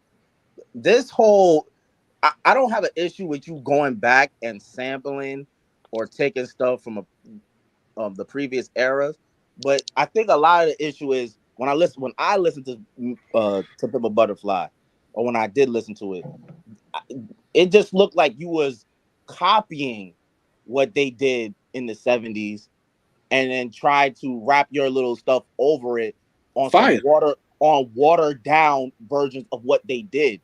This goes to what Leroy was talking about with Beyonce earlier too. The Beyonce album that if you're gonna go back to your roots, then really go back to your roots and make quality. Them beats on To Pimp a Butterfly, yes, they're funk jazz like. They're not that quality. Because I can say that Nas did that same thing on Illmatic, and those beats were way better. Mad Max, if you drop an album and it sells 5 million copies tomorrow, people are gonna tell you it's not quality. Promise you. Yeah, but that's not my point, though. Yeah, except objectively, To Pimp a Butterfly and Mr. Morale are his least listened to albums. Those are his least listened to albums. Yeah, I mean, and that makes sense because I think that the music choices are polarizing on those two albums. It's clear that's why he came back with Damn. So he came back with Damn because he knew, like, okay, this one, it wasn't for everybody, right? Like Mad Max, I see where you're coming from, man. It's just a critique of the music. I don't know that I necessarily feel how you feel, but I do understand it. I might feel more how you feel than not overall, because I'm not big on the production like that. I think the rapping was better than the production. The middle of the album for me was just, I don't know, very samey. But that's just the critique of the music itself. You know what I'm saying? The messaging and where it's coming from and what it is. Again, I think we're looking at To Pimp a Butterfly with 2024 eyes, because it's like we're beyond that. But at the moment in time, there was a lot of shit going on socially, and with the riots and everything else. It was and Mad Max, you've used this as an example before. It's like, oh, well, of course you dropped the album about black stuff issues while we're going through black issues. But yeah, most artists that speak on shit do that. Like, there's always music that reflects the times and what's going on. Marvin Gaye wasn't pandering when he made What's Going On. Neither was PE. That's a fair distinction. That's a fair point. You know the distinction? Lupe Fiasco. I saw Lupe Fiasco call Obama a terrorist when Obama was at his most popular. Kendrick wouldn't say a bad word about Biden, a guy that nobody liked. Let me tell you why. That's the distinction, my nigga. That's the distinction. But that's also your perception on what you view Joe Biden versus Trump, because you probably like Trump. That's the thing. Listen, I think it's easy to say fuck Joe Biden right now. Lupe said that. It would have been. You would have thought, right? Got to be able to talk, man. Lupe said that because he was speaking about the institution that existed before Barack walked in the door, and he included Barack. Now, the problem that comes with that is then they kicked Lupe out of the White House. So and Lupe's fine with that. Why Kendrick wouldn't do that is because Kendrick would say, well, let me have a conversation with you privately, or let me not even call you out specifically, because I realized that this institution, the White House, was already standing before you were even born. But all right, so what I'm saying is like this, right? I don't have an issue. It's a lot of Kendrick got to be the perfect human being. No, he don't have to. He don't got to be the perfect human being. I care more about the music than anything else. We can get to that too. His music to me, Mad Max, again, not that good. Mad Max, if you sell millions of records, I promise you, they will not be the highest quality. But again, Leroy, the reason why they won't be the highest quality is because you're selling to a lot of people that are teenagers. So teenagers are not the most. But Leroy, what I'm saying is, and this is something for all rappers, right? If you're Benny the Butcher and you want to rap on boom bap beats, you have to basically do what Nas did. He's not an elite lyricist. Wait, no, not. I'm not even talking about that. Who was the producer who flipped Made You Look, the sample? Salam Remy. Salam Remy did that joint. You have to do what Salam Remy did with that track. Meaning you have to take an old sample or take an old idea, flip it, modernize it, and then do something fresh on the track. My issue with To Pimp a Butterfly is not even that is what he's talking about. It's not even that. It's that I just feel like you tried to take what we saw on Soul Train, and you just wrap your basic stuff on it. Like it to me, this is not that creative. I need us to Like all. if he did more, if he Yeah. did if he gave me more levitate, if he gave me more levitate on that album, or I a song more like levitate on there, I think more people would have been like, okay, that has some funk in it, but he Time put out real some quick. trap in Time there and some out real quick. modernized. and ask ourselves: are these records the most musically sophisticated, or are they very simple, which is why they sold millions and millions of copies? Time out real quick. We got somebody special in the building. My man, Super Duper. He ain't been on the show in a minute, man. I don't know what he been doing. He probably been on the road. Probably been in Detroit, Chicago. He probably been down to Atlanta. Ain't holla at me, man. But what's good, brother? What's on your mind tonight, man? What's good? What's really good, fellas? What's happening, What's Ron? good, G? Hey, no, man, I'm surprised at your take, man. You in the chat saying that you like this new Kendrick record. Me and you been on the text. We've been talking offline, and I know your thoughts. So you've been on this show many, many, many times. I know your perspective on K Dot and his music and how it resonates with you. But you like this record. Tell us your thoughts on it. What you thought about the record. I think the bars is definitely there. I mean, it's not the most entertaining song, production wise and whatnot, but I mean, for the song in general, I think it's getting too much hate just because the expectations are high for Kendrick right now. But bar wise, I think his expectations. I mean, he met the criteria bar wise with the song. Production wise, beat wise, entertainment wise. I mean, the song is called "The Party Dies," so I mean, it got that death of the party, depressing kind of sound. I think that's done with purpose. Like he did that on purpose. But other than that, I mean, I think the song is nice. Like, not is it a song that's going to be on replay? No, and it's not a single. It's not like he put it on the platforms for everybody for it to be consumed like that. I think it's just a song with his views on how he's looking at the game. And it just is what it is. It's not one of them songs that's supposed to make that type of big impact. But overall, I like the song. I thought it was cool.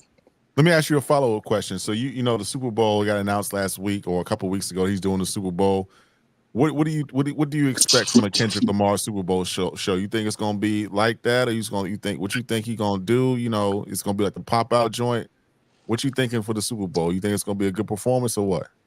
I mean, I think at this point, we gotta expect him to perform. I mean, he gonna surprise us in one way or another. And as far as the Lil Wayne thing go, I mean, I understand where people are coming from, but I mean, after the city that hosted so many Super Bowls and passed up Lil Wayne so many times, I mean, what make this one so special? They acting like Wayne, like on his last leg or he on his deathbed or something. Like Right. he'll get a chance. Like maybe they'll Might be with all choose him the somewhere drugs else. he do. All the drugs he do. Come on. Wayne look like a Honestly, junkie in that apology video, man. no, Look like a I junkie. think, yeah, okay. So what I'm gonna say about the Wayne shit is that context matters a lot based off that video. If the if he thought he was gonna get it because there was negotiations happening in the bathroom, and he felt like it was a lock, and he was told it was a lock, and then he finds out in the public or however that it went to Kendrick or anybody else instead, then I kinda understand why he feels the way that he feels. I whether people portray on social media so the whole world can see that you're hurting. Do what you do. LP, That's not LP, me, you don't but LP, that's LP, assuming you don't that have to go that's what that happened. far. It's a LP, you don't have to situation where go he that. didn't know. No, I feel you. It's just Lil Wayne's If being it's a delusional. situation, He's being well, delusional. We he's can being say it. He's being well, delusional. but he's being delusional. If No, he he's was not. never called about it, he never thought it was coming to him, and then he's just like, damn, I should have got it, and then he's just basing it off of I mean, Nicki stuff and just everybody feeling that Little he should get it. Little If he Wayne comes was being off. spoken to, the rumor, right, is just that supposedly behind the scenes they were negotiating it. They thought they had it in the bag, and then something fell through. And obviously his reaction to that is that, fuck, I thought I had it, my heart is broken, I should learn from all that shit that he was saying. If no negotiations was happening and he just feels that way because he feels like he should have got picked and called and he just did it, and that's his reaction, then Mad Max, I'm with you 1,000%. I'm still with you a little bit because what the fuck, but I would feel 1,000% the way that you feel. Man, But I do feel like that matters though, because what if he thought he had it? Maybe it was a big Jay deal for him. The reason people Jay Z wasn't politicking with no Lil Wayne. Lil Wayne expected to do it because he Why not? expressed it on a podcast here or there, and he was letting it be known he would like to hey, do it, and he hey, thought his I name was agree. I agree golden. with that. He thought his name was golden, and that Hove was gonna respect that. But one thing about Jay Z, and it's the same thing with people talking about Nas congratulating Kendrick. Nas and Jay Z do not care about Lil Wayne and anybody after them. All right, they do not care about them like that. They Yeah. look at them as their little niggas, and You know, that's it. I don't know about that. We've been talking But about Kendrick now for quite some time. Don't you think Jay sees that and hears that, and he's like, well, who could I put on that stage that's going to generate the most talk about Black consciousness? Yeah, well, that's Jay Z. He wants the okay, dollar, okay. but I'm just. Well, my point is more so that Lil Wayne is basically crying because he basically said it a year or two, almost on some foreshadow thing, to basically force Jay-Z to give him the And Super Bowl The point isn't halftime. how Wayne feels, though. The Leroy, point, let me interject real quick, Leroy. I don't think, and I could be wrong. I don't think when Jay and whoever Rock Nation and the NFL were making a decision about the Super Bowl, I don't think they were thinking about Black consciousness being Right. I don't displayed in either. millions of people. I don't Kendrick think. Lamar. I think that I think I don't think the Kendrick's thought process was in the that's my NFL. point. right. office I with think Jay-Z and Kendrick is NBA. literally. It makes perfect sense because business wise, this is his year. Okay, but He's probably going to drop an album. He's got the numbers. He's breaking all okay, the but records. It makes we've been perfect talking business about sense to Kendrick. put K Dot Ron, as the Super let me Bowl just based off the business. Ron, in Jay-Z's own music, when you get a Jay-Z album or whatever, it sounds really fun and everybody's partying until you play it back and realize what he's really saying. So that same thing is in his mind today. When we see Kendrick, it's like, oh, everybody, let's party, have a good time. Kendrick's gonna hit that stage, and within what he's saying, it's not all gonna be a party. Okay, but I that's still the I thing think about that that. regardless, business wise, it only makes sense if you can get a Yeah, Kendrick Lamar this you got to year. do it. Yeah, you Come on, got to man. do it. I You mean, it's got like you Yeah, Here's yeah. the you thing. can't I don't pass know if up that on Kendrick matches up. Lamar doing the Super Bowl this year. I don't know if that matches up musically. Now, because before this was announced, when people were talking about who would do the halftime show, his name was not coming up amongst anybody. One, because he had already been there, but two, because we're not thinking that like the halftime show like really Like, needs humble, not because like us, and even all right. We're not thinking that they really, really want to hear that. We weren't thinking that. We when weren't David thinking that. fought Goliath with the stone that is not like us, then we paid attention because Goliath's head was taken off by not like us. Let me ask the Even panel a after question that, real quick. Let me ask the panel. I don't think that he's gonna perform that song anyway. Let me ask the panel a question real quick. I just want to just a non-objective panel, objective panel. What's the better record? Not Like Us or First Person Shooter? Let's just keep it a book. First person shooter, and I don't even like first person shooter. Man. But Wayne's Not like us, man. Wayne's not performing, so it don't even matter. I hear you, but Wayne's not performing. Look, anybody The point isn't whether he's performing or not, but that is the reason we got this record. You gotta pick Kendrick. If you've been paying attention to hip hop in 2024, you gotta pick Kendrick because who else you gonna pick? Okay, well, okay. So I'll say this though, Leroy, and I think. Okay, I'll say this though. I think, and I do believe that this is why Nicki got as mad as she did, not just because she feels like Wayne was shafted, but also because there's no doubt in my mind that if Wayne does the Super Bowl, Nicki and Drake are coming out. It's a Young Money reunion in New Orleans. I think that's what they had in their mind. And is Kendrick bigger than all of that? No, he's not. Exactly.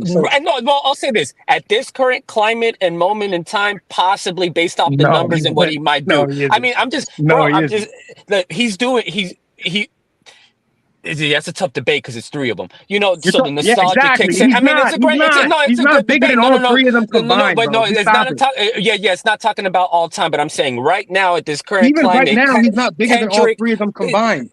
Well, right now, as far as the news, and he's got the ear Right to the now, culture Drake is right now. is still the most played. You're talking about No, no, who's no, no, talked no, no, no, about. no. Okay, He's okay, still no. the most listened to. You're talking about who's talked Drake, about, my nigga. no, When people get Drake announced for is the the Super no, Bowl, nah, you dog, don't have stop to it, be in the bro. conversation. Okay, no, we need a no. There's context. Drake is the most listened to because his back catalog is so crazy that he's going to be the most listened to because he has 10 years of And crazy what the hit fuck do records. you do at the Everything, Super Bowl? What do you yo, do at Draven, the you got to Super Bowl, chill, bro? bro. Okay, so that's what we're getting to. Everything that Drake has dropped since the beef has not done the numbers. Those numbers are not a What reflection of things? What everything. things? What Every things? song, What song? every song since they beefed has not What song? charted anything reflective to what it was before the beef. That's just a The ones, statement of fact. which one? The Well, ones he all put out 10 of for them. free download? The ones he put out Bro, for how free about the download? Is that one what with you're talking Camila about? Cabello? Camila whatever. Wasn't that a guest record? Did that do Camila anything? What happened to Cabello the and Drake Playboy stimulus? Cardi songs What also happened to the flopped. Drake stimulus? Yes, they Everything flopped. That's Camila what we're Bello did saying. flopped. Bro, Everything Camila Bello but did the flopped. song with Drake I shouldn't mean, have. But the I think song it's with pretty Drake Drake obvious, shouldn't had a man. have. song with Central I C think that we all didn't know chart that Drake. before the beef, Dog, bro. Be I serious. think we all know that no. Drake So you're needs getting, this. yeah, dog, you're getting defensive about just a statement of fact. Right now, It's not a Kendrick has fact, the though. ear to the culture. That's a fact that Kendrick has the ear to the culture.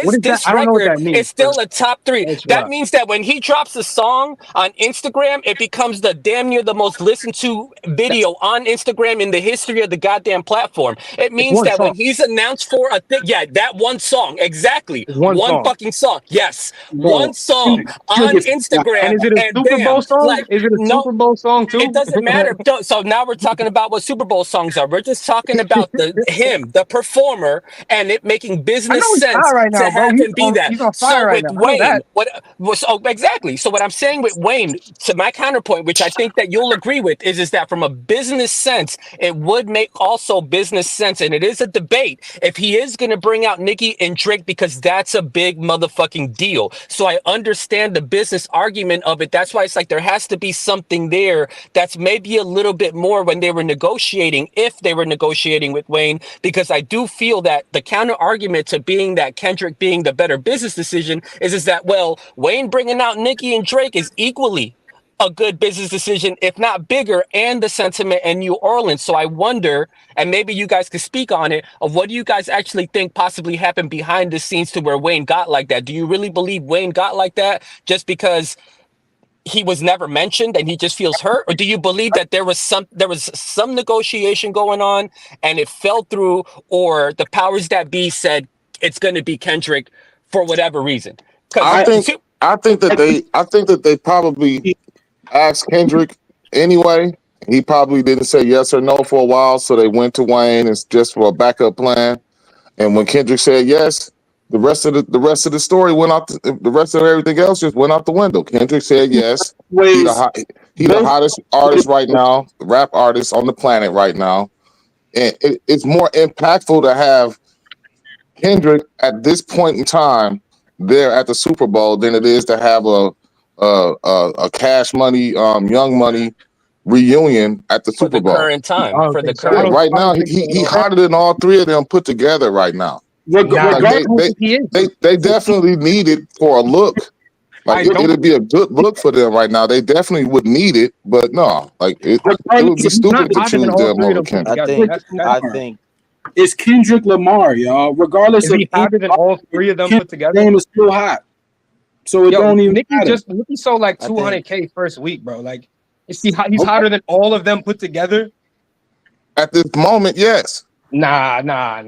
That's And none of their songs none of their songs, Nicki songs, Wayne songs, Drake songs, none of them is moving the needle like Kendrick songs are.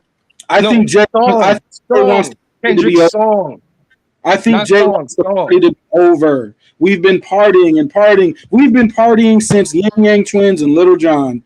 I've done partied out of my mind. Let's get back to business. And I think let's get back to business. Lero, if the options are partying or complaining about people partying, I'm gonna take the party, bro. Like I'm sorry. If that's what it is, I'm taking the party. The only thing that we've talked about is trauma and complaining, but I think within Kendrick's music, there's also a mind state that constructs solution. Which there's a mind I state that think can start to sometimes when we talk about Kendrick, Yeah.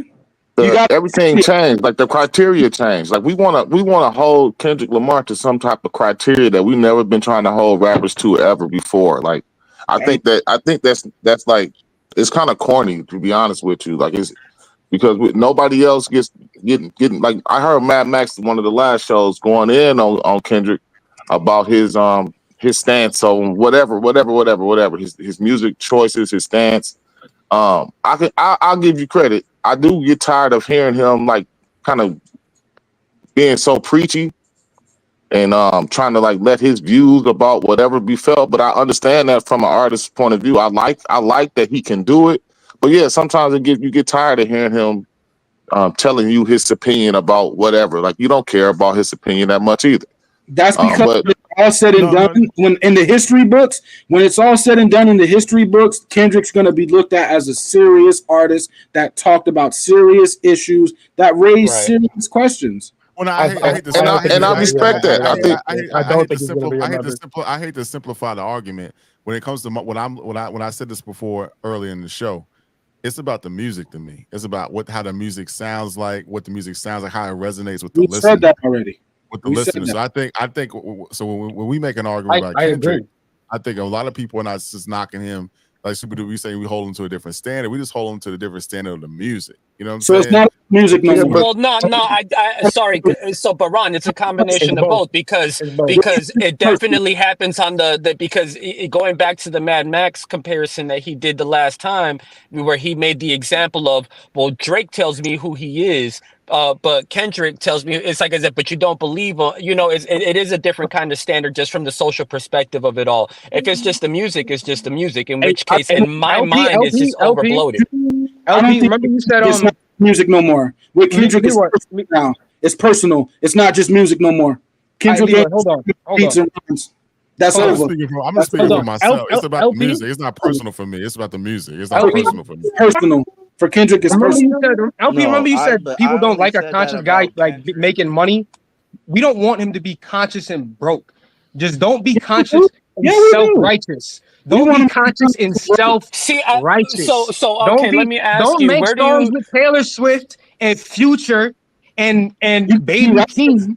And then try to trash other people for promoting the wrong thing. Like, no. But Baby Keem is his cousin, right? Like the Taylor Swift stuff and like I get both sides of the argument on all this kind of stuff, but it's like there's a commercial aspect of it that does exist, right? Like that's to think that Kendrick Lamar is too righteous for that. That's where I get off the line of it, because all of our people have played that figure. Literally, Run DMC knew the only way to kind of get this shit through the door was to remake a song made from a fucking rock band, right? Like that's always kind of been the case, but not this is just throughout history. So there's nothing new that's being done that K-Dot has done or any other conscious rapper where they didn't pander to a certain audience to a certain demo.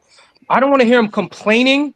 I don't want to listen. It's 2024. We've had so many conscious rappers, but I don't want to hear them complaining about the hip hop landscape that they are actively participating in and not doing anything to undo. Like it's like it's just a song. I mean, he is doing something. He is doing something though. He is like literally the beef with Drake is that in itself. What is he doing? How did that beef with Drake start? A record on Future and Metro's album. What was he talking about? Right. No, hold on. What has Drake done in the culture? What has Drake promoted in the culture that's so bad that Future hasn't promoted? Kendrick can't be perfect, y'all. He's just not perfect. I'm sorry. Perfect. Yeah, I mean, that's really what I'm saying. Like, why do we expect Kendrick to just be living his rhymes? We don't really hold that standard to nobody else like that. Like, he don't have to be standard to other people. We actually, no, we don't, man. We not holding Drake, Nas, Jay-Z. We not holding these guys to that type of standard. We talk about that shit all the time. Why can't he just be? Common wants to be righteous. I think that's cool with me. Kendrick wants to be righteous. Well, let him be righteous. If it comes across as self-righteous, self-righteous when you're talking about what other people need, other people are doing wrong, and but like that's when it's That's if when you're See, self-righteous. I don't You think want I to see. I don't lead think the by like. example, bro. like, Lead by Well, I example, think bro. he is trying to lead by example. I think that's the That point track of was the not way that he's example. been That was dropping the complaining. music and everything else. He was because he was talking to Drake. He was excuse I talking mean, about that man. I He wasn't talking about the state of hip hop when he was dissing Drake. He's dissing Drake and he's saying everything that you represent and that aspect of the culture is what I don't fuck with. I'm the opposite of that. So yeah, he is talking about the culture. It's He's just talking on a about that song. aspect of it. And if he felt that he needed to get on the song with Future because that's what strategically makes the most sense to get his point across the It's the same way second it's been time. done It's through the second history. time. It could be the fifth or sixth time, right? He might drop a song on the Super Bowl that's going to be the blackest shit in the So, world, and so it's is like, he well, it not needed to be promoting done the on the same Super thing? Bowl. Yeah, well, Is of he not course. promoting the same thing Drake No, is then? because he's not saying it. It's not the same at all. He's not. He's not. See, and that's a big difference between You're Drake going and off a what lot of he's different saying and not his rappers. actual right. No, effect on the game. You're going off no, what he's saying no. and not his actual The effect on the actual game. effect on the game is a positive because he's trying to bring it back to the bars and the music and the jazz and all that. Whether Is you that what want he's to, doing? whether you say you like To Pimp a Butterfly or not, he to Kendrick, Mad Max's point. He What pulled bars? from the 70s and the 80s, the 70s and the 60s sound to try to bring that back. Whether he executed or not musically is whatever, but he tried to. When he made Mr. Mid, I'm not a fan of Mr. Mid, but when he talks about personal issues, he said he's not the savior. He's talking about him being a hypocrite. That's what he's speaking on. Whether you Yo, agree yo. with it or not is whatever, but It's not that's what that's that not the man issue. is doing. J. Cole did all of that, and he also has Dreamville and Dreamville Fest, which is like a pop-up that's And much Cole bigger had his every moment. year. Like he Cole, actually no. He's Cole actually straight up he's now. Tell me, do you actually really want to love me forever? Cole also has that too. That's pandering. that's a great song. That's a great song. That's the first song he apologized for that was great. But anyway, That's for artists that. I mean, Kendrick just can't be perfect, y'all. So it's not about being perfect, bro. It's not about being perfect, bro. but yes, it is about being perfect, and but I You can get why stop y'all saying this scolding because people. You don't have to Kendrick do want to scold set people. himself up as like somewhat of a gatekeeper, or that he wished that gatekeeping was back in the culture, so the culture wouldn't be in the situation that it's in. I mean, he only really rapping as a rap fan, and he's saying the same things that we be saying about the game on these podcasts at the same time too. So like, I mean, I think that he missed the gatekeeping and he missed the criteria of hip hop standards being higher than what the game and what the industry is allowing it to be. And that was part of Super the duper. problem with him But and Right. he's what trying to Drake flip the represented. narrative. He's trying to flip the narrative Wait, because in free. reality, Hold on. Super duper. My issue with Kendrick is he fools a lot of y'all. He takes the stuff that we complain about and he just puts his talk on top of it. That's biting. That's Jay-Z-ism biting. There's a lot of things that we complain about other rappers. unoriginal, man. Or It's is it that being unoriginal. in It's tune with the unoriginal. conversation? It's Or is that Yeah, being in unoriginal. tune is with the that being that's conversation? I think that's more being in tune with the culture than it is biting. I just It's think that he's talking So about it's wait, no, the but hold Like, on, are you media. He's biting that's Twitter complaining. no, posts? wait, hold on, The Hey, media. one at a time. One at a time, hold guys. on, One at a time. hold on. hold on. Now we're talking about a lyrical conscious wave riding. Because with Jay and Kendrick, a lot of times they get accused of riding a wave. When a wave comes and you're on a surfboard, you can either ride it or you can be wiped out. So when an artist rides a wave, that's actually what they're supposed to be doing because by riding it, they stay above it. By Leroy, letting Can I it Leroy, crash respond to out, that? they get Leroy, crashed. Leroy. The So media. The you're media he's complaining tapped into about. the culture. That's The what you're media. supposed The to tap in. media. The media he's complaining about love him almost universally, my nigga. The People, They media do. that he's supposedly people complaining about, That's that where the that's overpraise makes supposedly sense. That's where that really comes in. like so promoting mad. the bullshit. They love him So almost mad people love- unanimously. We're mad that people love him. I'm Oh sorry, my people love god! him. Oh my god! No, Oh my but god! that's not Okay, the but point. Can I yeah, respond to that. what Leroy said? Go ahead, do your thing, man. I know you don't love him, Mad Max, so you ain't got to tell me that. You ain't got No, to tell me that. because at the end of the day, we get on all rappers for doing that. It's not just Kendrick and Jay-Z. We get at whole we get at Drake. There's other rappers. Lil Wayne got called out for that. At the end of the Mad day, Max. Mad Max. Kendrick does If a lot of Kendrick does a lot of I ride you, I wait for you, I wait for the people that a lot of the rap snobs, the rap purist Mad Max. snobs, Mad The Max. all of them hipsters. If say rapping is trash. if rapping about That's not aliens becomes popular, if rapping about aliens and superheroes becomes popular tomorrow, but and you Leroy, and you're you not go hearing what into I'm the saying, studio to Leroy. make a You're making project, a whole nother point. I'm going to You're making say, a whole nother point, Max, bro. make sure Hey, you include aliens and superheroes hey, let because me the culture is But into that's aliens. not that's not that's And not what I'm saying though, let me say bro. this real quick. Let me say this to Mad Max. I want you to go right after I go real quick, and I'm gonna go from Mad Max, then I'm gonna go to Now, LP, Kendrick is the culture and vote. I'm gonna go to Mad Max, then I'm gonna go to LP, then Free, Yeah, we then got then Super Duper and Leroy. Because if I don't get off this podcast, my party will officially be dead when I go upstairs to my room. So I Mm. need to get off. I need to get off this pod and go have me a party because I'm still gonna have that party in Vegas. The party never dies with me. I'm gonna still get it cracking. So ain't nobody Kendrick ain't ending my party. So Mad Max, finish your thoughts. Then we'll go to LP, then Free, then Super Duper, then Leroy, and we'll close this out. So to respond to all that, right? Kendrick, and this is my issue with him. You can't. All right, I can understand. We think Future, Young Thug, Playboy Cardi, all them type of people is trash. That's fine, but he cannot bite their stuff. He was biting the Migos flow on Damn and sometimes on Mr. Morale. Like it's very it's not cool for you to come in bite what you consider less dense um flow and wave and then just rap your stuff on it and then your fans sit up there and talk about Young Thug or somebody else's trash while your favorite artist is copying them. They're not nobody's copying Kendrick. He's copying other people. JID.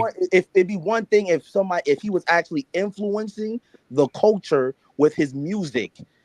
He has a style that nobody gravitates to really, and he brought his own and producer. to survive Yeah, in this and to survive in this game, he must take and copy off of other people while have his fans call those same artists trash. That's not acceptable. you can't That's not copy acceptable. You it can't without his do that. That's producer. ridiculous.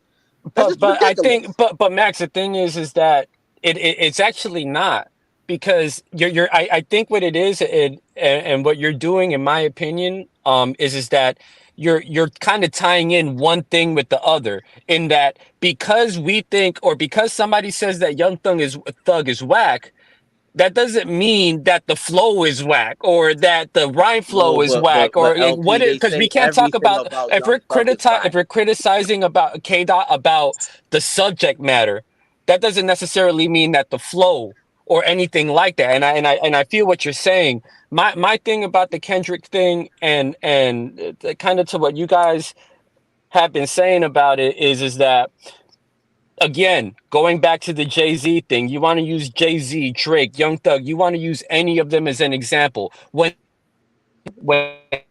going with what the current sound is, it was always negative, man. Like I don't get how, okay, let's say that Kendrick does exactly what they do. At least he's doing it for what appears to be a good cause, a good fucking like subject matter. But you It's can't. not the But you. same. But It's LP. not the same as LP. Wayne But you or can't biting call that. Migos or But somebody. LP. Can't You call. can't call him a creative genius while biting. We Oh, don't okay. do this with Jay Z and Ma- other people. Mad Max. Before he He's came out, But biting. that's a separate. But that's a separate discussion, though. We're talking about the character and about what he does, and then whether it's actually being executed properly or not. I'm with you. If you want to say, "Yo, it just don't sound good to me," okay, cool. But you can't criticize him because he's doing the same things in theory as them when in reality he's not, because even when he is, it's for a good fucking cause, it's for a good reason. Hey, When Drake does it, he panders to all the negative stereotypes of what they when it's in Atlanta, he's not doing it like 3K and trying to explain the struggle. It's always being at Magic City. What? When he was in Miami and they were hating on him for being in Miami, it's because he pandered and he was speaking to the negative aspects of Miami culture. Mad Every time that Drake gets can I? into a different pocket, it's always into the negative aspect of it. So I get if you want to criticize Kendrick for doing the same things as the others do. I think we all agree he's industry, like they're all like the rest of them are industry. But at least when he does it, it appears like it's coming from a good place or for at least the messaging being a good cause, as opposed to these other Exactly. But Mad Max, when Kendrick came in the door, he assembled his own producers. So take the lyrics off. Even if they were just instrumentals, they would still rub people the wrong way. He's choosing instrumentals that people are not accustomed to. That's So not just the true. music itself. Can I True. just say something real That's quick? not true. Can I say something real quick? Look. Go ahead, Free. Yo. Go ahead, Free. What's your closing thoughts for the night, man? Because we're gonna wrap up. So Yeah, closing I'm stat, trying. what you I'm gonna trying say? to make it mad quick. Yo, if y'all are saying both two things, that Kendrick is the biggest rapper right now, and that on this particular song, he's taking the posture of a gatekeeper almost, right? It's safe to like. Why wouldn't he be? Is there anybody who's been the biggest rapper in the world and not been like extremely criticized? Like, we're just not used to that happening to Kendrick because he's always been the B side, my nigga. He's always been the alternative. That's what people are actually feeling uncomfortable about. He's always been the alternative. If he's supposed to be the A side now, he's going to get criticized. Like, that's just what it is. Cool. Oh No yeah, doubt, no, Freeman. that's a statement of fact, you know. Hey, Free, man, we appreciate you tapping in with us, man. You brought a lot to the conversation, man. Super duper, man. What's your thoughts tonight? For the Appreciate final y'all. thoughts I for mean, tonight. my thoughts on what we just the last topic that we speaking on as far as Drake. I think that Drake is just like on his hip hop. He in his hip hop is dead stage, and he, him as a fan and as somebody that that he Yeah. feels slightly responsible for the culture, just being one of those type of rappers that's trying to go against the grain and not rap about what the majority of the industry the subject matters of the industry. He look at himself like he fighting a fight, and he putting himself out there. But at the same time, like I said, I mean, this is what we talk about on these podcasts. These same issues that Kendrick is bringing up in these songs, we talk about this all the time about the younger generation. This the quality of music that we he just really saying he really speaking barbershop talk right now. Even on his like social side, I mean, he really just saying that what everything that we really think, he just putting it in his rhyme form and his I'm not gonna, like I said, I've never been like a super big Kendrick fan. I don't think To Pepper Butterfly is a classic or nothing like that. So I mean, like I'm not putting my cape ain't on for Kendrick, but I mean I do understand this period in his career and the way that he feels, like I said, like Nas in the hip hop is dead period, where he feel like he need to check the game, or he need to be as a representative of what he feel like is culture. He got to let his opinions be known about what they doing to the game that he loves. So I mean, I'm not mad at him for doing it. I think that it can, after a while, it's going to play itself out, and people going to hate to hear him keep constantly trying to preach to you and stuff his message down your throat. Pause. But um, you know, um, but when he do switch it up, he gonna get criticized for that too. They gonna say, "Oh, he doing the same thing that Drake was doing. Look, now he partying, he making all these club hits." So no matter what, I mean, I think Kendrick gonna get criticized from one angle or another, just because he make those decisions to get people talking. So one way or another, he gonna have you talking, and you gonna like it or you not gonna like it. But Let me use his own lyrics from Watch the Party Die. He said, they wonder why I'm not enthused to drop. The more visible you get, the more you're spiritually tired.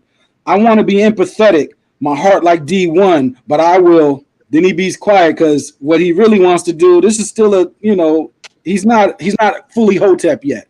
The He said, D1 angle. Come on, man. burn the village. We start over. It's really that time.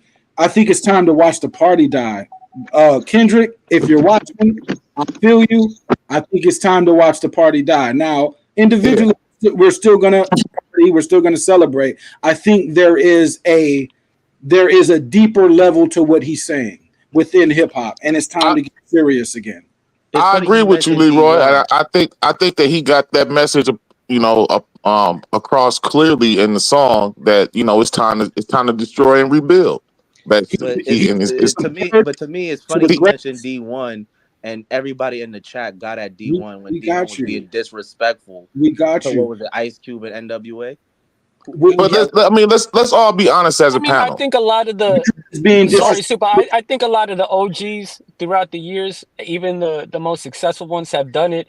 Look at Jay-Z. He's always done it more in the capitalistic commercial way, but he started trends and killed them throughout his years, from it went from the two ways and everything and Cristal to we're not drinking Cristal and we're wearing suits to, a DOA, that the auto tune and all that kind of stuff. Nas is an extreme example of that because he went all the way with Hip Hop Is Dead. And look, Nas is my GOAT. Hip Hop Is Dead was a marketing strategy. That's what that was. When he did the N album and him and Khalees went out there with the Untitled shirts and everything like that, that is as a fan of Nas, that he's doing the exact same shit we're criticizing Kendrick for, but we're giving it a pass with rose-colored because we know who he is. And Kendrick hasn't bought that favor yet, right? He hasn't gone through the things. I think he just now whooped on Drake. A lot of the what I noticed, right, is that a lot of the Drake fandom is the same thing. Like it's parallel to what happened with Nas after he beat Jay-Z. Oh, he don't sell nothing. Where's his next hit? Oh, Jay-Z's still selling mad albums. You know what I'm saying? And it was getting away from the underlying issues and what the debate was really about, even using Jay and Nas, to Super's point and to Free's point about, hey, he's going to get hate regardless. Blueprint 2, the song that most people champion Jay for the most, he's literally attacking Nas for being contradictory and or just being a human with a bunch of different emotions. Is it one mic or is it Uchiwali? It's a combination of all those things. Yeah, it's dope. He executed it well. But when you really think about it, that's no different than Tupac and having different personalities. They all are going to bounce around. So even going back to Kendrick, because somebody brought up earlier, well, he wants to do this and then he wants to do that. So which one is it? Maybe it's a combination of all those things because like Leroy and Super is saying, the man isn't perfect. You know what I'm saying? He is going to get criticized. Some of it's going to be legitimate than others. Mad Max, I'm not far off from you musically. On the musical conversation, where I'm the complete opposite with you is the sentiment and the messaging and the puppeteering, and especially compared to Drake and other artists who, again, if you're gonna pander, at least pander to some positive shit. Be fake woke than real ignorant. You know what I'm saying? Like, I agree. you know what I mean? Totally agree. I'd rather that's you be real woke and say something serious. and Like Bible, but that's the thing. I know, and I feel you on that. I would argue that he's more real woke and really cares than he is commercial. You probably look at it like he's more commercial and pandering than actually being really woke. That's the different perspective. I can look at Black of the Berry. There's specific songs where he even criticizes himself, criticizes the own culture about what we could be doing better. He's been doing it before he was commercial on OD, on Section 80. It's always been a part of him. The commercial stuff and the Taylor Swift shit, that was later on when he had to play the game. But they all had to play the game. You know what I'm saying? So I feel all you guys and everything. I just think that what Kendrick is going through is no different than the prior OGs, but it's at least until he completely, to me at this point, he has to prove it. You have to intentionally do some fuck shit that's so bad that it's like, oh yeah, nah, Mad Max was right. Still Here was right. Okay, cool. But at this point, I feel like he should have already earned that favor. He's to fuck up. Dope enough, LP. Well, but I feel you, but that's music, though, right? Like we talk about music. Look, but we're not talking about music because you're talking about his character. Because you're questioning his character and he's coming from with it. I think the character thing. My issue with the character thing is that they use his character to gas up his whack ass music. Again, I would let Kendrick. I'm not mad at that. You know what I'm saying? No, because I would let Kendrick rock if he was actually nice. But Kendrick's not even in my top 30 for real. Like, I don't understand how you have see. That's where I think you're tripping, man. Like, I got him in like my top 15, but not top 30. I was just listening to quality to LP. I was just listening to Quality and Liberation by Talib Kweli today. There is somebody out there that will tell you right now. There are people out there that will tell you nice right now. So every rapper can fall into that. There are people right now that will tell you, bro, Jay ain't that nice. Nas ain't that nice, Yeah, bro. but Leroy, you know what the problem with you saying People that is? tell you that right now. But Leroy, you know what the problem with that you saying that is? There's You know the always problem with you saying that is because people say that about Jay and Nas on the timeline constantly, but who ends up being at the top of the space controlling the game? When Nas co-signs Kendrick, that's a big deal. When Jay-Z co-signs Kendrick, that's a big deal. You want to know why? Because their actual music is like that. They're still the big homie. That's it. The point you can lie about them all you want. Kendrick is not that. Anybody's not dope. We could take any rapper and say, "Oh, he's not that dope," and that applies to all of them across the board. But you can say that, but there's a difference between saying it and it being true. Nas's music, but it's starting to turn true. Whether you like it or not, though, Mad Max, I think that's the only issue about it is that the man has like 7 songs over 1 billion streams. He's got the biggest diss record ever. He's getting the numbers. He's getting the rewards. He's getting the fame, the recognition. I know you were LP. I know you're gonna respect this. Kendrick has an album that lasted like Illmatic. He has an album. But you use like Illmatic. Like people use the greatest album. Right. Absolutely not. But at the end of the day, okay, all right, but I'll say this, Mad Max. For 15 years. No, I'll feel you. This is my rebuttal to you though, and it's bigger than just K-Dot. What I'm gonna say this because I think this is a bigger issue about us as fans because we come from a different era. Good Kid, Mad City is the closest of any album from this era to even be remotely associated with an Illmatic or Ready to Die or any of those albums from that time frame. As far as impact, as far as sales, as far as recognition, as far as all of that goes, Good Kid, Mad City is the closest album from any of the artists of this generation that can be resembled and be compared to an Illmatic in that vein. They're not remotely close, but he has the one though. The LP, the problem hey guys. What rapper is walking around with Illmatic right now? No rapper. So I got a text message saying you're on the couch tonight. So I guess we're gonna continue all night long because I got nowhere to go. But I'm just joking. I'm just joking. Now people compare. Let's wrap it up though. But the problem let's wrap it up. Mad Max, your final point. LP, your final point. Super. 1 minute. But my thing with LP is saying is one. I don't think that's the album that's closely resembled to Illmatic. I work in a hospital. I work in a hospital and a lot of my coworkers like 20. They don't play like they're not going to Kendrick. The guy that they're going to with that album talk, and I can't believe I have to acknowledge this. This is disgusting. Is Kanye West. They view Kanye stuff as Illmatic. They don't view Kendrick stuff as Illmatic. But he's not from the era though. We're talking about the era, the past 15 years. To that point, Mad Max, we're gonna continue that. I think Kanye West should have did the Super Bowl, man. But I appreciate you, Mad Max, as always, brother. LP, what's your final thoughts for the night? I mean, just overall, man, just great conversation, y'all. Always great talking hip hop, being able to, it's 10 o'clock where I'm at. So that means it's like fucking 1 o'clock where y'all at and all that type of shit, man. So the dedication, whether we agree or disagree, I just think it's healthy that we have these conversations and that we love the shit the way that we do and that we can have different opinions and trying to make sense of what's going on. Because I think between the 5 of us that's on this chat and all the actual people in the chat communicating and expressing their opinions, there's the truth and the reality is in there somewhere. You know what I mean? So I appreciate you guys, man, and just just talking hip hop and trying to make sense of what the fuck is going on, and at least that we control the narrative and the conversation, and it's not Rolling Stone or Pitchfork or all these other people who keep on trying to tell us what our best album should be and who we should be looking up to or not. So I disagree with Mad Max and Free, but I appreciate their criticism coming from them than some randoms that don't know shit about hip hop. So, shout out to y'all. No doubt. Much respect, LP. Tap in with us next week, brother. We appreciate it, man. Sir.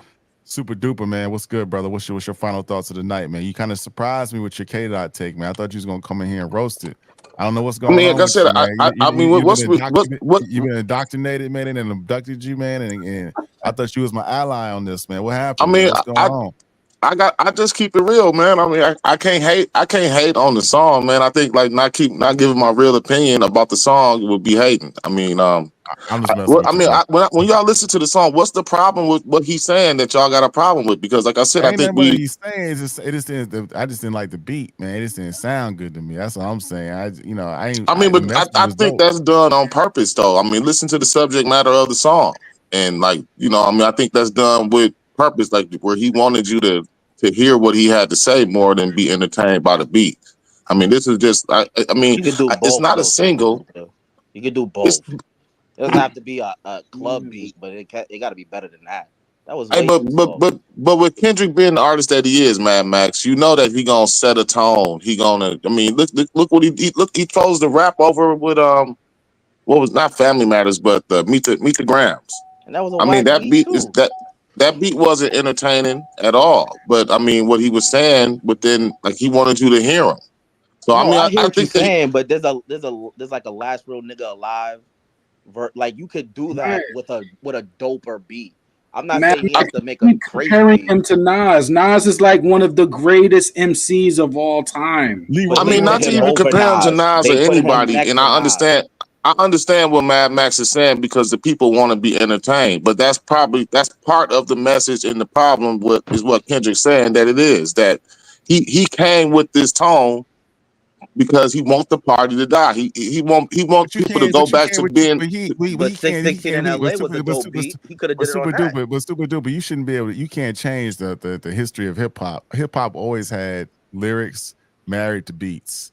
People listen to the beats. They came back and revisited Yeah, those but records because they were dope records. You can't just now say I'm gonna make a whack beat and I'm just gonna rap. I just want you to hear my lyrics. It don't work that way, man. You got to have a combination of the both. You got to have some I mean, music why? But and some why lyrics not on though, top. Ron? Look at where the game is. Look, the game right now. We got a lot of whack lyrics over nice beats. Man, that's It go not good. both That's not good. ways. That's not good either. I ain't saying Yeah, both. I mean and both so of them. it's part of that Kendrick Lamar psychological warfare that he be trying to put on everybody. You know what I'm saying? I think that was done with purpose. Man, I'm just so tired of these psycho games, man. Just make some music, man. I Right. just, I'll say this. I'll say this about the I listen to psychoanalysis coming underground from rap K for Dot and all yeah, that it's whack. is he better do a good job of explaining himself. At this point, it can't be some shit where it's like, oh, the message didn't come across the way I wanted to. You have everybody's ear, make the message sound right. Because if I am going to criticize Kendrick in that regard, it's like, bro, you did make a party record, but not like us. It's a PDF file, this record, where you're really disrespecting somebody, going all that way. So it's just like now the party's over because you want it to be over. We can't Yes, dance because you tired of dancing. yeah. Like you gotta. Okay, I cool. would I'm think But you gotta come correct. I would think it's better if he didn't explain himself and if people just keep not liking him. Sometimes you got to be not liked, and that works in your Yeah. benefit. so Leroy, But take I us don't. home, But I man. don't think that Take us. Kendrick operates that way either, because he is a part of the commercial, Take regime. He take is going to Kendrick, be on the Super Bowl, Kendrick, So take us home, Leroy. Take us home. What's your final thoughts, brother? Close us out, Kendrick, man. it's time for a paradigm shift. Now everything goes in cycles, but it's time for a significant changing of the guard and a paradigm shift. You have that responsibility, sir. This is why people compare you to the greats of all time. This is why your name comes up. This is why people are having you jump through an amazing amount of rings of fire, because that is your responsibility, sir. This is what's on your shoulders. So I believe you can carry that. Not because you're some type of savior, not because you're the perfect guy, but because I believe you're willing to step up to that challenge. So, Kendrick Lamar, if you're out there and you hit that Super Bowl stage, it's time to pop out and show niggas. Because sometimes you just got to pop out and show niggas. Peace to everybody in the chat. Peace to Kendrick Lamar. Peace to all the other pods. Everybody stay in your lane. Keep it G. Keep it G with me. I'll keep it G with you. Don't jump out the window, bruh. And other than that, have a good weekend. You know what I'm saying? Peace, y'all. Salute. I appreciate you, brothers, man. Y'all have a good night. Yes, sir. To the couch I go.